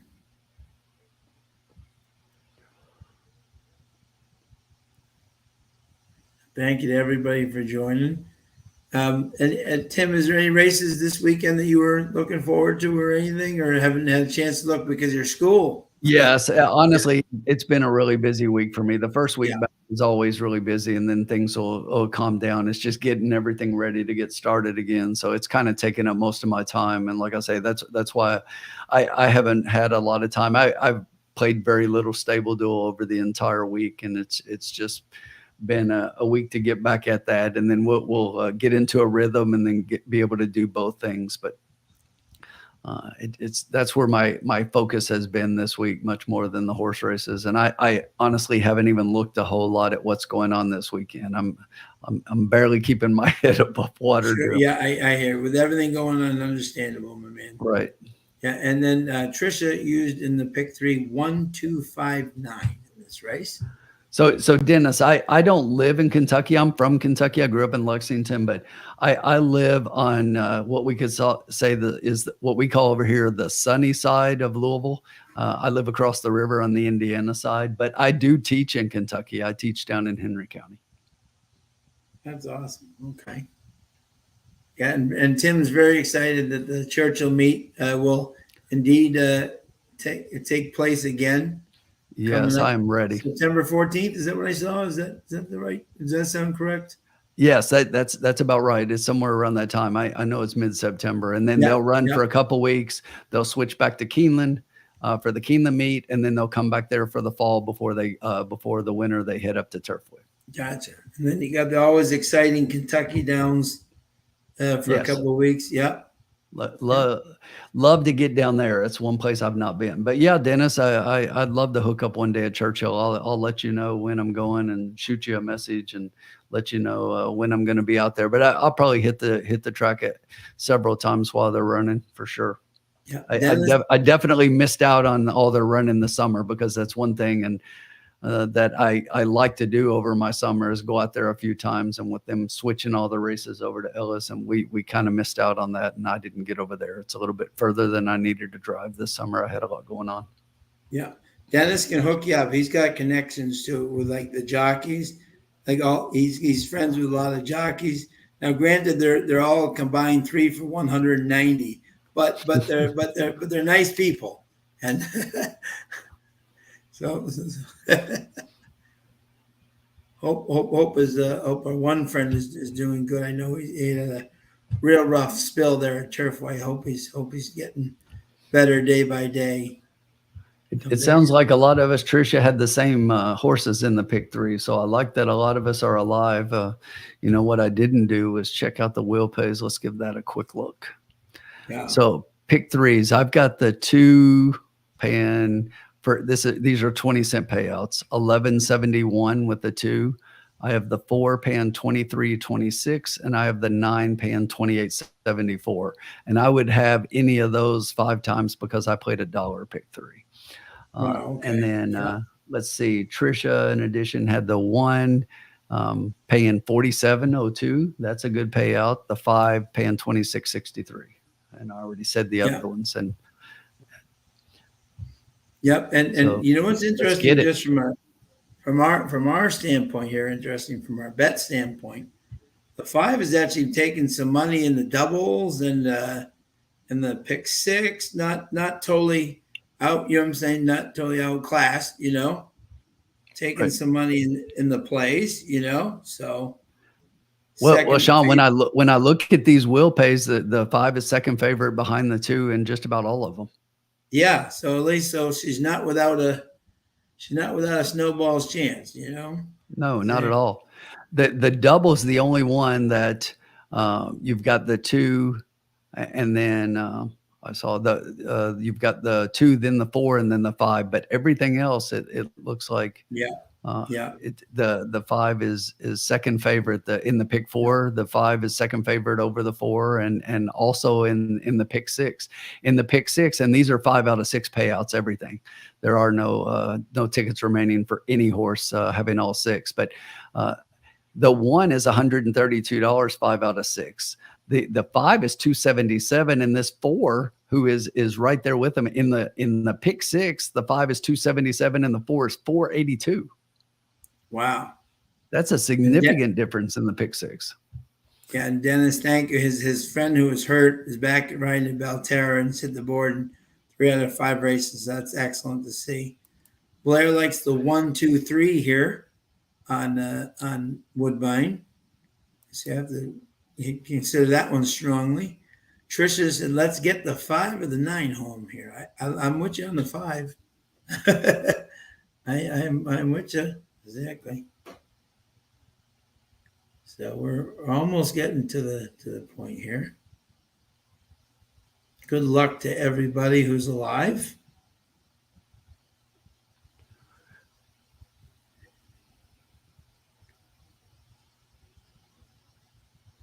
Four to 5 on the 2 right now over KK.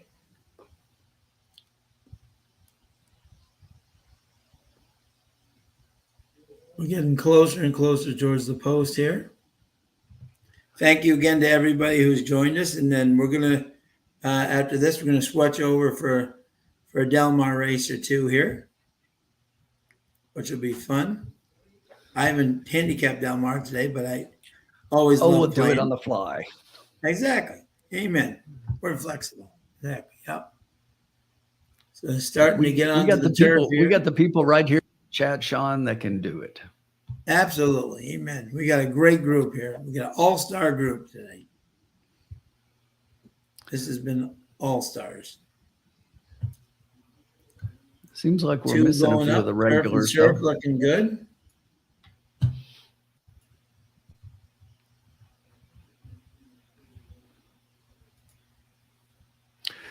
Three said, "I'm not ready yet." Yep.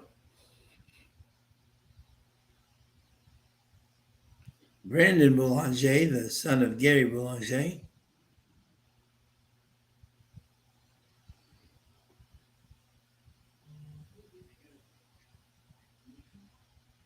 Four, Emma going right in. Five. We got three left to load. Yeah.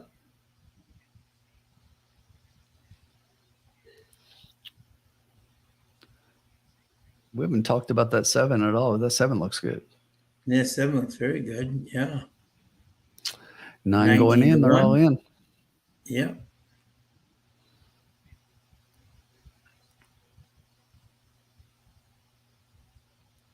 Pretty even start. Yep. Pretty even. Yep. Who will go to the lead? The two is going to the lead. That's interesting. There goes the seven. Yeah, the seven's going for the lead. The three's going for the lead. Anybody's race here for the lead right now. Oh, great. Look at that. Did you see the three God. horse? The 3-horse blew the turn and took the 6 and 9 with him. Yep. Yep. Was that the 6 and the 9 that were? Yeah. Was that, yeah. Yeah. So the 6 got carried all the way out. The 9 cut back and then was able to cut back inside, but he still got carried out quite a bit. 7 at 21 to 1, trying to take him here. The 2. That's the horse I said looked really good going into the gate. Yep. Yep. Sitting right off the flank. That 2 is well positioned and looks to have lots of run left.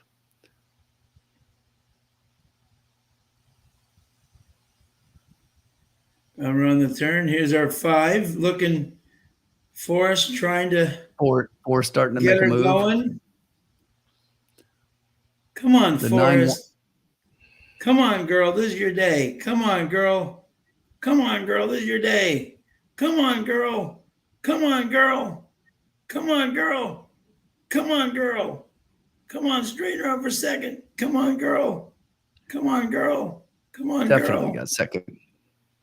All right, so we'll probably make our money back there. 254. Nice. 254. There you go. So I know a lot of us had that too. The 2 was the clear favorite, and we all said that. The 2 looked much the best, but I think several of us hit that pick 3. I had it for $1. Good job to everybody. So I showed it paying $11.70 for 20 cents. So that'll be about $58 for me. Yep. Yep.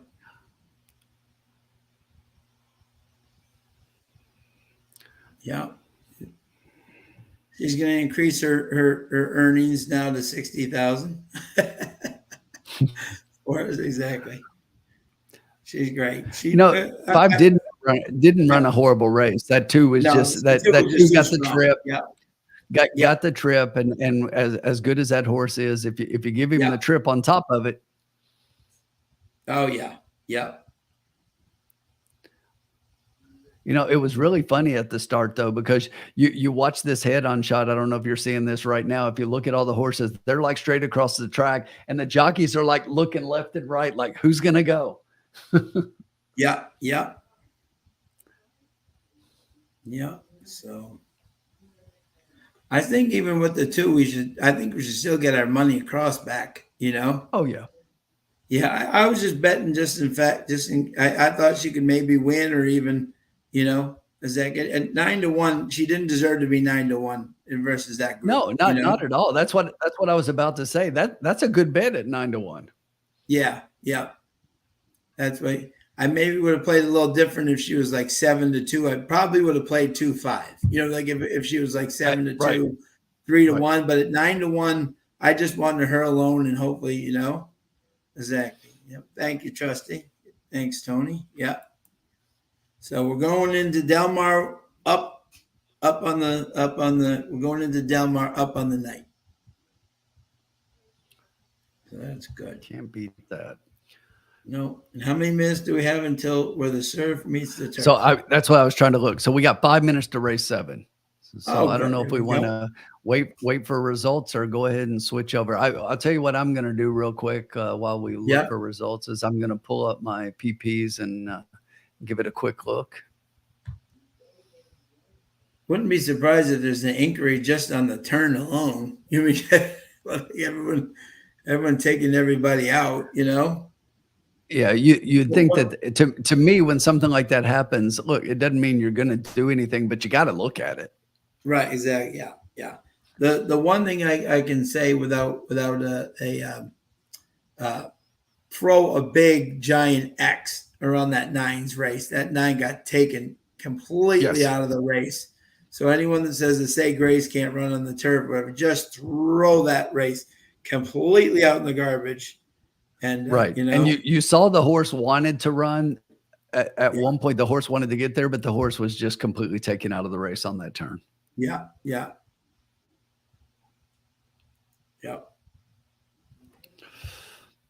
Emma got up for third. What do we got here? We got Woodbine. 4 minutes where the surf meets the turf at Del Mar. There we go. 3 minutes till Del Mar. We have Stay and Scam as the 7-5 favorite here at Del Mar. All right, folks, you got to tell us, who do you like here at Del Mar? Blair? Where's Blair? Is he going with the one horse? Is that Del Mar? Where are we going, my friend? Oh, we got one of my favorite sires ever, Square Eddie, has a horse here at Del Mar. Always a California legend, the 3-7-5 Stay and Scam. Known more as a turf sire than a dirt sire, but there's babies can win on the dirt. So a 20,000 optional claimer for California breds. Yeah.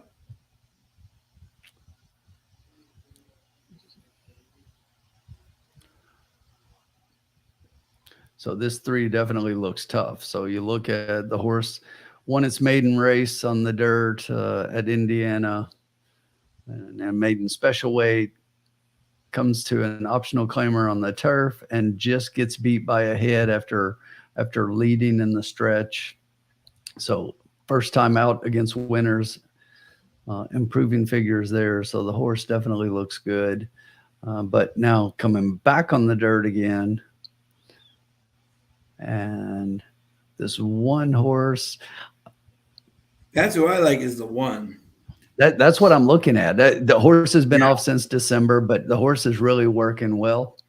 I really like to see that. I like that last work before they come out. It looks like they're trying to fire the horse up and get ready to fire first out. Sprints are much easier off a layoff than definitely trying to take a horse on a route. And then the only other thing I was looking at was this 4 horse.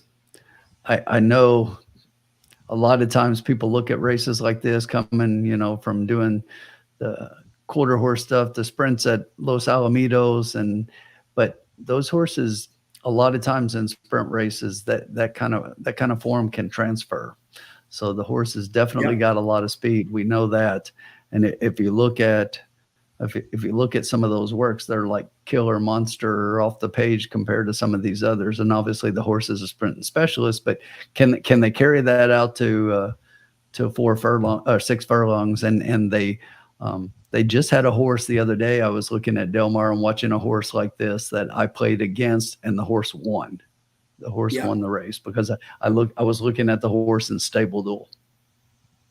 Yeah. But I can see 1-3, and I'm going to probably throw the 4 in as a value long shot play for underneath. Yeah.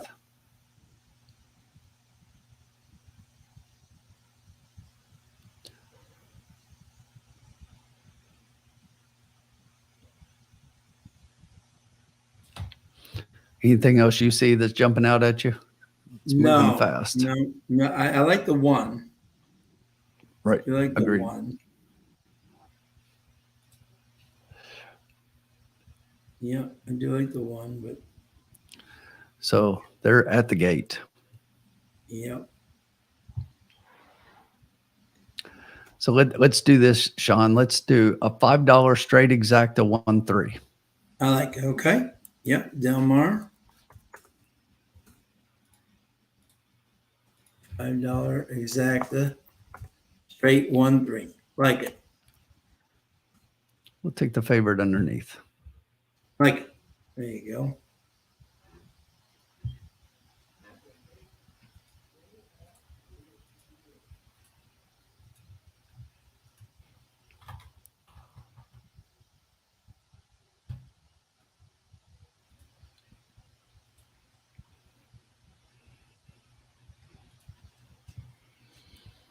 Cut back on the 7 looks interesting. Mike Witten is doing a 3-7-8 exacta box. Brett, how are you, my man? Doing a 1-3 exacta. So he likes that with you. Exactly. One, There's 3, that 4 sprint specialist on the front like we thought he would be. Yeah. He's holding. I told you that's an angle I like. Yeah. Here comes that 1 coming up the rail. Yeah.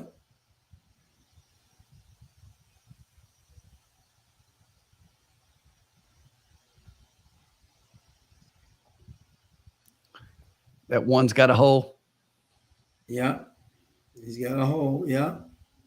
That 3 is dying though. That 1's gonna win though. We should have just played him on top, Sean. Yeah. Yeah. 1 got him. 1-7. Whoa, that's close. It was close, but I think the 1 got him in the end. Yeah. Yeah. Yeah. Man, that horse was 4-1 too. We should have just played win place. Yeah. Yeah. No, I like that one. Yeah.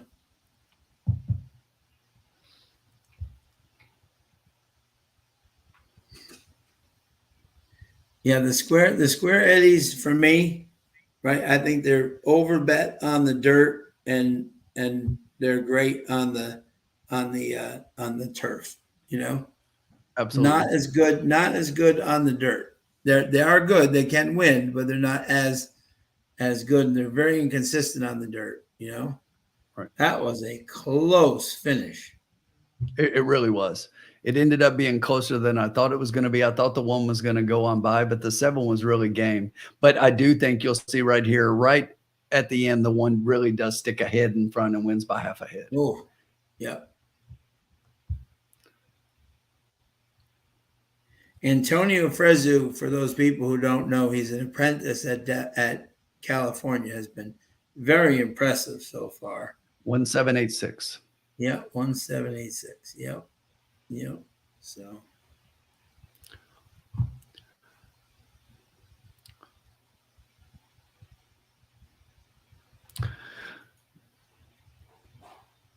Yeah. So I thought that was a solid play though by you, you know. And you know, but here's the thing, Sean. No excuses. Okay. I thought it was a solid play playing the 1 on top of a big favorite like that. But if we have more time, I'm looking down at this 7 right now, and I like the 7. I just didn't have time to go horse by horse. I scanned real quick and saw, you know, the couple that stood out and looked at those numbers first, because a horse like this, my first glance was seeing that losing by finishing 9th by almost 30 lengths, and you know, you just keep on scanning because you're looking for the things jump off the page. But the more you look at this horse, that horse did much better. That was at a mile. At 6 furlongs, the horse was competitive and broke a maiden special weight, and then the horse is putting blinkers on for the first time. Peter Miller's a heck of a trainer. You know, the horse has got a great workout there on the 3rd of August at a minute flat. This is no surprise at all. I love that horse. It's just Yeah, that, yeah, it's not enough time to really go through and look at it. But again, no excuses. But you can see every bit of that. right. Absolutely, absolutely. So So let's take our time and look at this eighth real quick and make some money. absolutely, let's do it.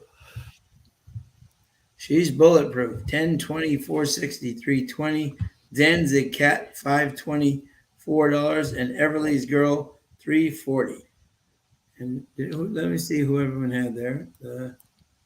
That's what I was looking. Did anybody hit that? I saw Blair say the one wasn't losing there. That's for sure. Yeah, one. Yeah, he liked the one. And yes, with that three Dennis out, had a everything should have. 1-7. Dennis had a 1-7-8. Oh, he boxed the exact 1-7-8 and it came in 1-7-8. Did you have a try, Dennis? Bobby had an exact 3 over the 8-1-7. Oh, so close, Bobby. Yeah, Mike Whitten had the 3-7-8. Yeah. Oh, jeez. Close. Everyone was close around it. But we have the 8th race coming up. Dennis, you hit it and you're complaining because the 7 didn't win and say that would have been better. Come on now. Come on. Take your win, count your money. Yeah, exactly.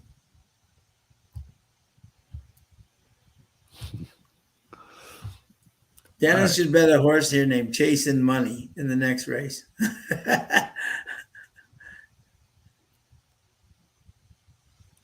And here's the always dangerous duo, Antonio Frezu trying to take the double here with Doug O'Neill and doing on Cane Creek Road.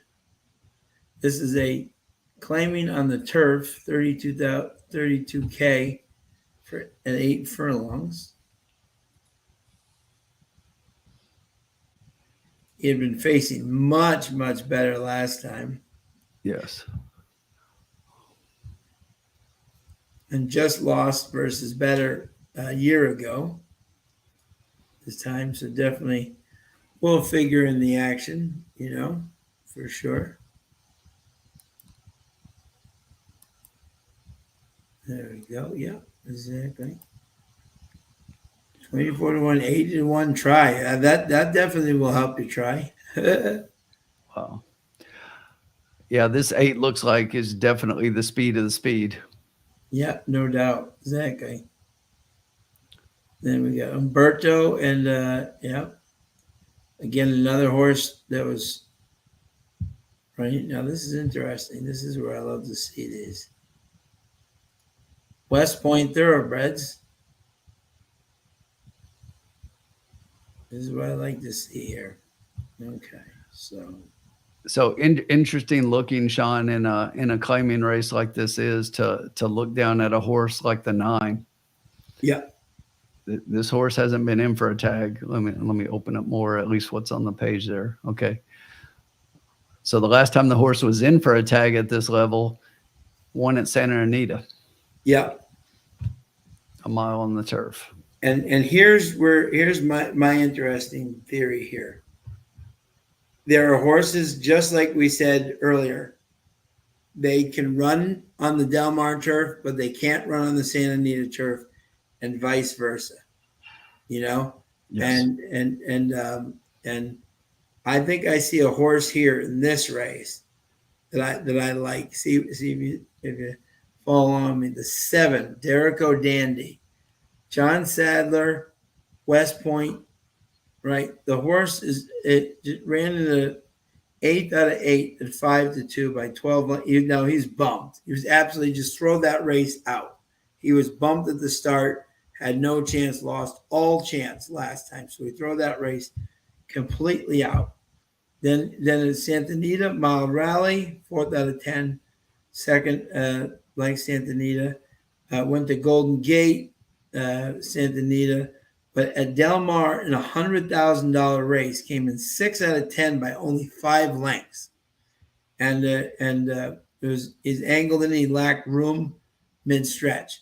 That group that he faced that day would all be verbal would be 1-9 versus this group, exactly. So, and to me, the play in this race to me is the 7 Derek O'Dandy for Umberto and John Sadler coming back, from 2 Del Mar.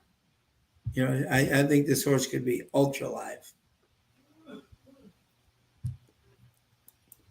Agree.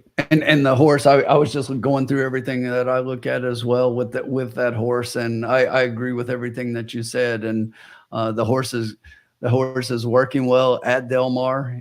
He hasn't raced since the 2nd of June, but he's got a couple of good works. And this kind of layoff for this trainer, Sadler does okay with this kind of layoff, and there's definitely a lot to like here for sure. There's a lot more speed than what it looks like in those last 2 races when you see those lines. But if you go back to the races before that, this horse has shown speed in plenty of races and can show speed when needed. But like I say, I think for sure the 8 is the speed of the speed. But those are 2 horses that I like, both of them. I think 8 and 7, 7 and 8 is where I was looking as well a little bit. Yeah, exactly. And let us know who you get. Brett is alive to the 1, 6, and 8 in the pick 3. And let's see, Dennis has 6, 7 with 1, 6, 7, 8, 9. 8 and 9 burn each other up, yet he used them. Interesting. Okay. And then 6, 7 sit 3rd and 4th. One of them gets out and one of them gets buried, and the 8 or 9 hangs on when the 1 picks up. Okay. I like it, Dennis. There you go. Tell us who you like out there in Del Mar land. Blair and those guys, who do you like in this race? Coming up with a surf meets the turf.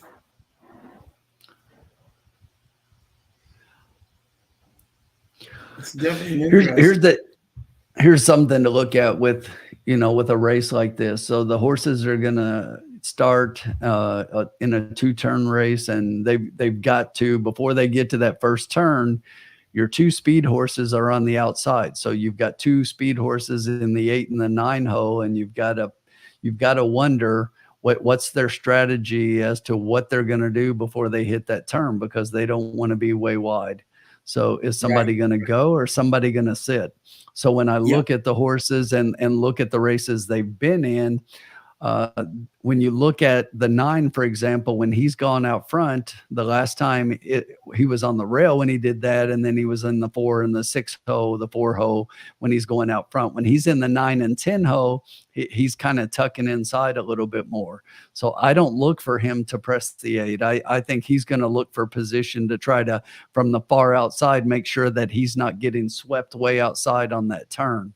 So I really think that the 8 is going to be the speed, and I think the 8 is the speed of the speed. The 7 is another one who we like, and even though the horse has shown speed, being where the horse is and knowing the horse has speed to the outside, I think the horse is going to try to look, because the horse knows that right inside there's nobody there. So he gets ahead of a couple of horses, and I think the horse can easily duck in behind the first couple and make the 8 and the 9, if they're trying to be 3, 4, 5 wide around that first turn.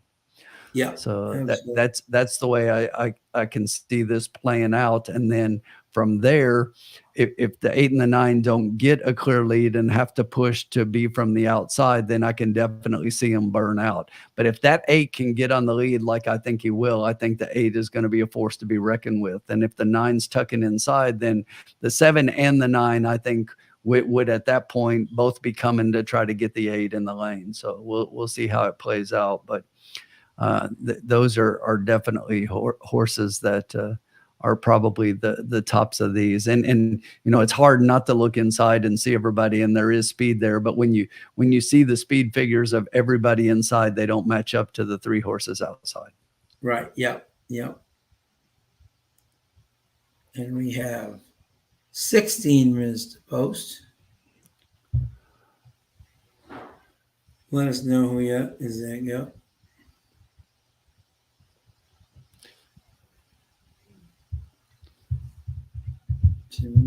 Yep, there you go. Yep.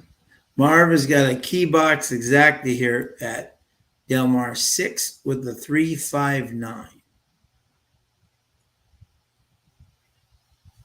He's using the 6, who is our Silver Oak. Joey Bravo for Mike Poipey.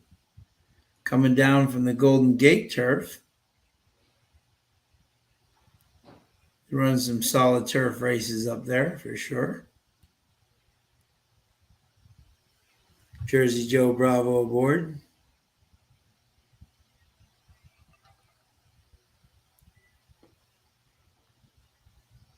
They've done an amazing job, Jerkins has, of getting all these people from different places for the ship-ins, you know? Their field sizes have been quite good, you know? You know what, Sean? I look across the country right now, and racing is good. It is, yep. Mm-hmm. The racing, and I say the country, but really across the continent, because I mean both the Canada racing, and even I look at Assiniboia, and we talk so often on Monday nights how Assiniboia is usually so chalky. It hasn't been, and they've got more. It seems like they've got more shippers this year than they've had in the past as well. And absolutely, yeah. the racing's really good. I mean, Saratoga, we always expect that, right? That's where favorites go to die, but right. The racing, as I look at all the racetracks, you don't see all of the, the 4 to 5s, 2 to 5s, 3 to 5s all coming in and paying 210 to win. It's like nobody likes that. I mean, it's great to see when you've got a big race and a horse that everybody loves wins and pays that. If Cody does that in a race, everybody loves it because of the story and the horse. But this is good for racing right now. The race secretaries, I think, across all the racetracks right now are doing a heck of a job in putting together great races. Yep, absolutely. I wouldn't go as far, guys, as to fade Saratoga. I think they've obviously had their definitely rocky times here, but I would never fade Saratoga. No, I love the fact that you saw what happened with the pick 5 the other day. So did you see that they're seeded in their pick 5 pool this weekend with some money to try to make it up to the bettors a little bit, I think. So what are they doing? They're putting some money into the. Yeah, I think it was $100,000 they're seeding their pick 5 with to put money into the pool because of what happened. Oh, okay, good. There you go. Yeah, because you remember that at the very last minute they made that call in last week, and took them off the turf for the 1 minute to go. Right. And I think a lot of people got really upset over that. So I was right near the finish line. Okay. And then he made that announcement, and then all of a sudden we heard, "Ooh!" You could hear like just the groans from everybody. I was like, "Whoa!" I was standing right in the middle of it. I'm like, "Oh, this could get ugly." Yes. Hey, and right at the wire, I'm with you. I would love to see some bigger fields as well. But the thing is, we've still seen good races. Yeah. The other problem up there too right now, and I think this is where you're gonna have to do a little investigating after next year, is that these $149,000 allowances they're having up there. Trainers are sticking their animals in there to get wins rather than going to get up against the stakes fields, and it's kind of shrinking the stakes fields, because some trainers are like, oh, I can put my horse in this allowance and win easily at 3 to 5 and get the same amount of money as someone running $100,000 stakes, and. Right. No, you're absolutely right. Yeah. That's something they should definitely look at. And then that's the problem, both on the turf and the dirt. Their allowances are so enticing, So how are we doing on time here? Yep. So I'll look right now, my friend. We are, let's see here. 8 minutes and they're headed to the track. Yep. And for a bet, 9-2 on my 7. Oh, that's kind of an interesting play, Yes. Yeah. Looks good on the track. West Point. I'm sure our friend Michael Grimm is there watching his horse there for West Point there, Derek O'Dandy. I'm not gonna get cute in this race because I think there could be like 3, 4 horses that could get in the exacta, you know? I'm taking a look at this 5, Sean, and I'll Yeah, tell you yeah, why. Chasing yeah. money because that horse is all up on her toes and looking good. She's I looking mean, fantastic. Yeah, yeah. Seventh by 2.5 lengths last time. Talk about a field of, you know? yes, right.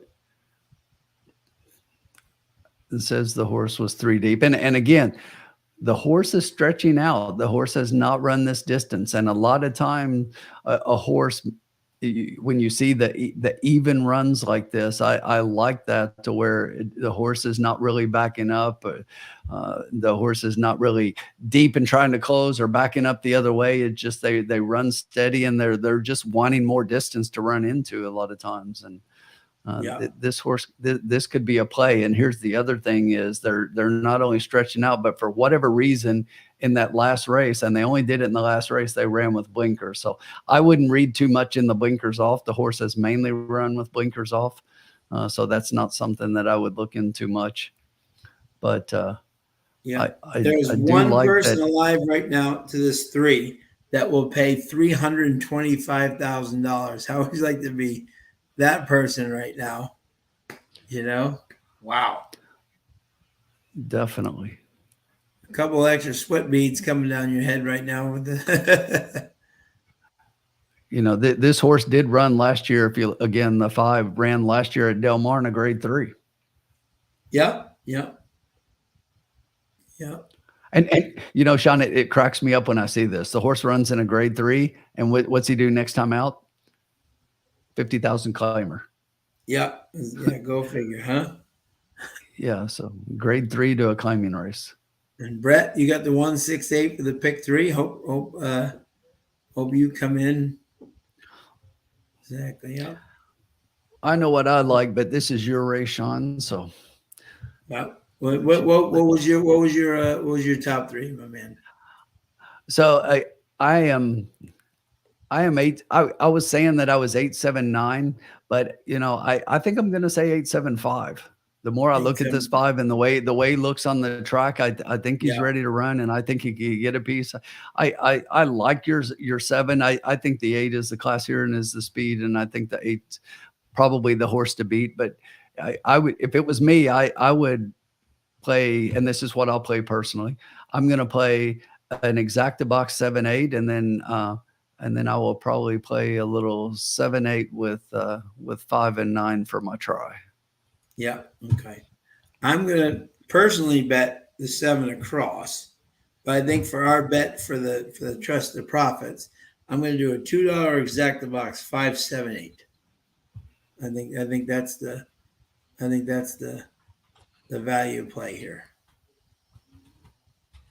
and see if they can, with the that's going to be our official bet here. See what you think of that. Like it. Yep, that's what I'm gonna do. $2 exacta box 578. There you go. Player likes the 9 to win.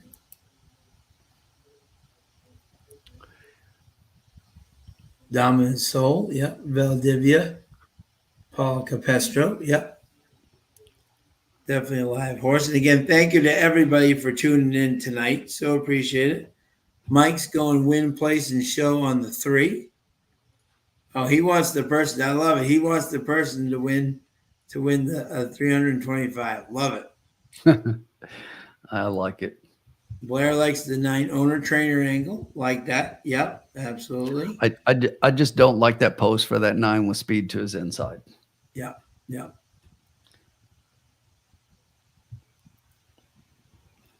That 7 looks good, Sean. You see any? Yep, yeah. Yeah, I have him across. Yeah, too. Yeah, exactly. But yeah, and yeah, Mike's yeah, absolutely. And did we get Charles? Who did Charles like here? He's rooting for the 3. That's right. He's rooting for the 3 that's gonna win. Yep, yep, yep.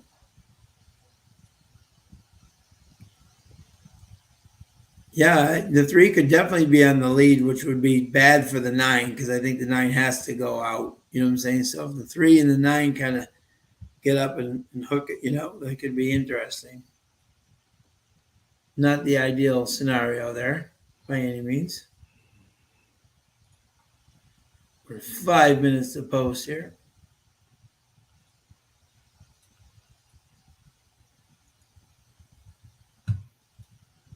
Thank you again to everybody who has joined us throughout tonight. This has actually been a pretty successful night. I think we've had some good calls. I think I've Yeah. seen a lot of winners in the Yeah, chat in the tonight. chat. It's been a Exactly. really It's been a great night in the been a great only night for winners. everybody. Yeah, Only winners. yeah, only winners.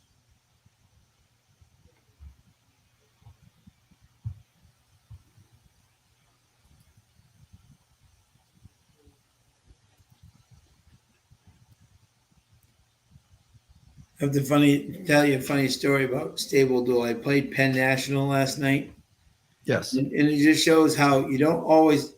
I came in second, right, and the person in first had 4 wins, and the person in third had 4 wins. I had 2 wins, but I had like 4 seconds. Exactly. So it's kind of funny how you can,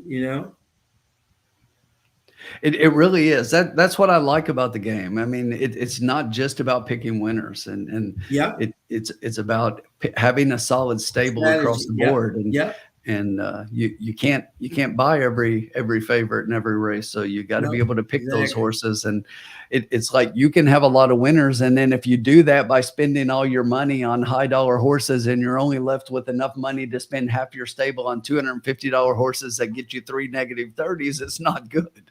Right, exactly. Yeah, Yeah, so it's a great game. I really enjoy it. But I got to talk to Bree because I have one Stable Duel complaint, just one right now.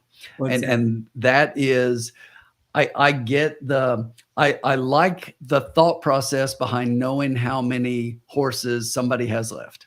Yeah, But one, it doesn't work. You look at the numbers on there and it doesn't match what's in people's stables. right. So You're right. one, it doesn't work. But two, I absolutely hate that I can no longer see the stables I follow. Yeah, yeah, And here's how I would handle that if I was a developer. If I wanted to show the stables left, that's fine. But all of those stables are colored, one color. So make my people I follow a separate color so I can still see that number. It doesn't have to be a separate icon. I can still see that number, how many horses they have left, but it's a different color if it's one of the stables I follow, so I can see my friends. right. Yeah, yeah. So I hate that we lost that functionality because it's one of the things that I liked was following the people that we follow on here. A lot of the people that are in here with us on Thursday nights and Monday nights, I like seeing how everybody's doing. Sure. Yep, absolutely. Because if I'm not doing great, I like rooting for somebody else. Absolutely. Absolutely. We got 2 minutes to post here at Del Mar when the surf meets the turf. Trevor, thank you again, everybody, for joining in.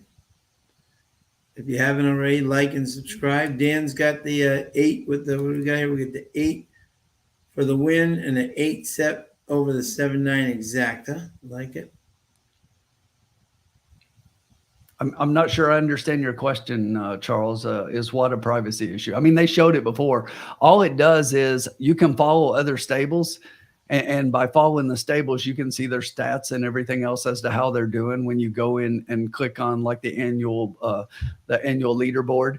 But that's all it does, and it lets you see at a glance. Now, if you go into the annual leaderboard, I can see the stables that I follow in there, but I have to go in there to see them. I want to see them in each game so that I can see how everybody's doing in the game we're all playing together. Yeah, yeah. And you used to be able to do it, but they took that away. It was an icon on the game screen, and now they exchanged it for the icon that has the number of horses you have left in your stable, which is valuable information, and I like to see that, but I hate losing the other. Yeah. Here we go. Approaching the gate. Super high five, $19,000. Sean, here you go. Super high five. Go. Yep. Pick 5 horses. Okay, pick 5 horses. Okay, here we go. I will do it. Here we go. Pick 5. I'm going to go as follows. I'm going to go 7, 5, 8.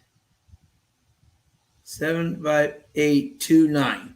There you go. 75829 people. 7, 5, 8, 2, 9. Don't say that Sean didn't tell you.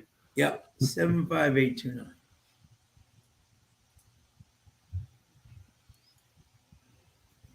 Box it.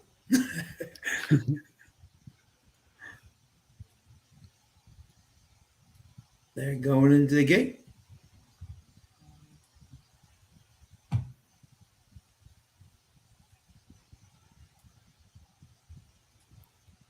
Good luck to everybody who's playing. You know, Sean, we're at beautiful Del Mar, and the skies look nicer at Woodbine. I know, isn't that funny? Exactly. Yeah. It really is. Well, a gray day out there. Yeah, it looks kind of cloudy and gray out there. All set. Take them out, Trevor. I know where to go.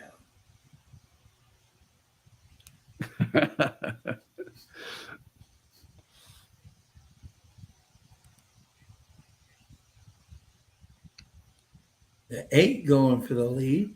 Exactly like I said, going to that corner. The 9, yep. The 9 chasing, yep.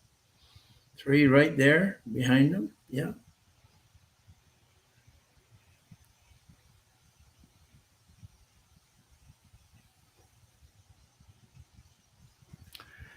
$23 of the quarter. Yeah. Not super fast, but not slow either. Yeah. No, for Del Mar, that's not lightning quick. Yeah. No.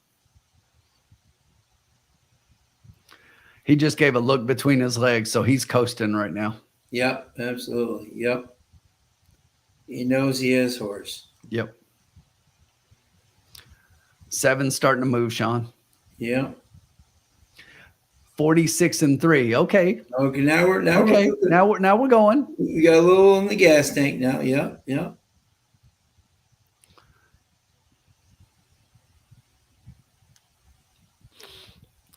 Seven's cranking him up, Sean. Yeah. Come on, Umberto. 5 follow. Come on, 8. Keep going. Come on, Umberto. Come on, Umberto. Come on, Umberto. Pounce. Come on, 5. Get up, 7. Go with him. Come on, get up to 7. Come on. Come on, Umberto. Keep going, 7. Get up, 7. Come on. No. 9-7. 9-7. Yep. Good effort, though. I'm actually very impressed with the Blair. Yep. Look at that. The 9. Blair is on an absolute roll tonight. He is. Look at Blair. Blair should not watch any other show but ours, because whenever Blair comes on here, exactly, he unbelievable. Great job, Blair.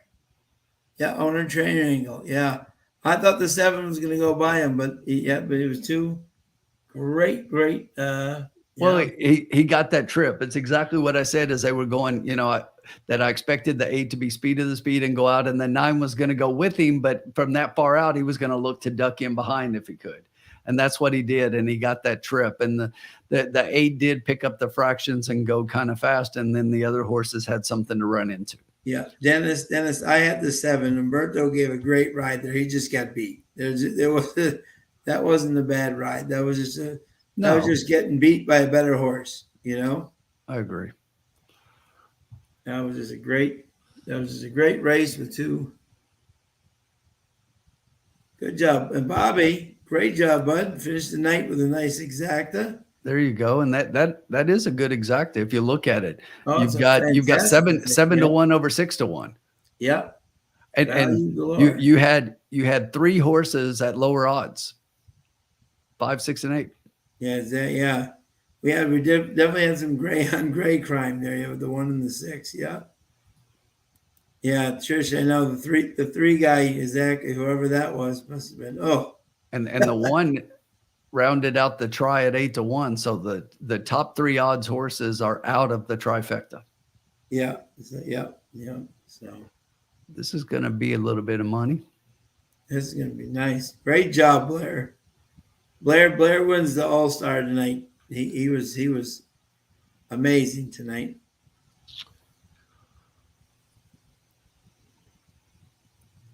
And what I like about Blair tells you who he has beforehand, and they come in. It's remarkable, you know.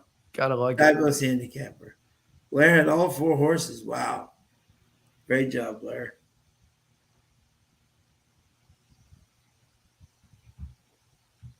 Fantastic. 9718.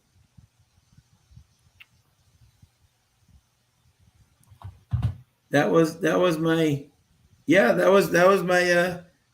superfecta. Just 5 horses. I told box it. That was So 9-7. It's official. 98.60 for $2. yeah. What my pick 5 pay? I mean my super high 5 pay. if we box my 97185.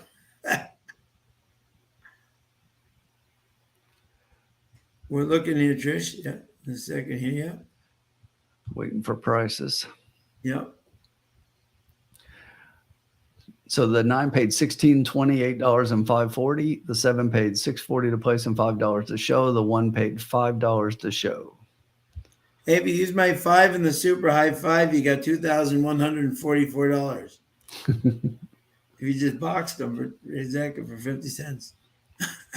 That's a heck of a payout.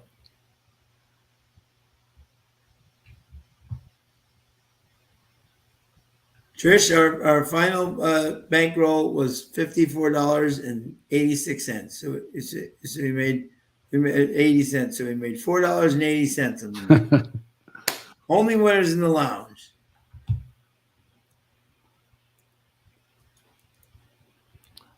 And great job by Blair. What a great wow. Yes. Fantastic. $16.20, $8, $5.40. That's great. Definitely. I had an okay night. Blair had a great night. He did, exactly. Yeah, I agree, Trish. Hey, if you're having fun and you're even if and I dare say this, right?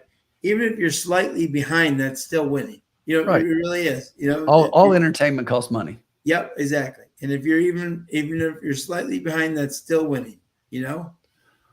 So when you can have this much fun and take home a little extra money too, win. Exactly. Yeah. So all winners. All right. All winners. Great night, everybody. Good job. Yeah, absolutely. And Blair, unbelievable, my friend. Great job. Yeah, I better go to the movies, Trish. I would go to I can't remember the last movie I saw, but I can remember the last 8,426 races I saw. So here's your payouts. The $1 exacta paid $49.30. 50-cent trifecta paid $146.35 for 50 cents. A 10-cent superfecta $82.48. $2 double was $107. We weren't here for all of these, but that super high 5 50 cents $2,144.40. The pick 6 jackpot, if you play those kinds of things, the carryover is $254,541. Yeah, thank you, Trish. Thank you so much for joining us. Charles, you're awesome. Tony, fantastic. Blair, you are the man. You are a superstar. Trusty, you are always welcome in this place, my friend. Great job. To everybody, Marv, fantastic. Bobby, great job to finish. Good night, Mike. Mike, exactly, coming in, joining us. Mike Whitten joining us. Everybody, have a great weekend. Thank you again for joining us. Hope you have some winners this weekend.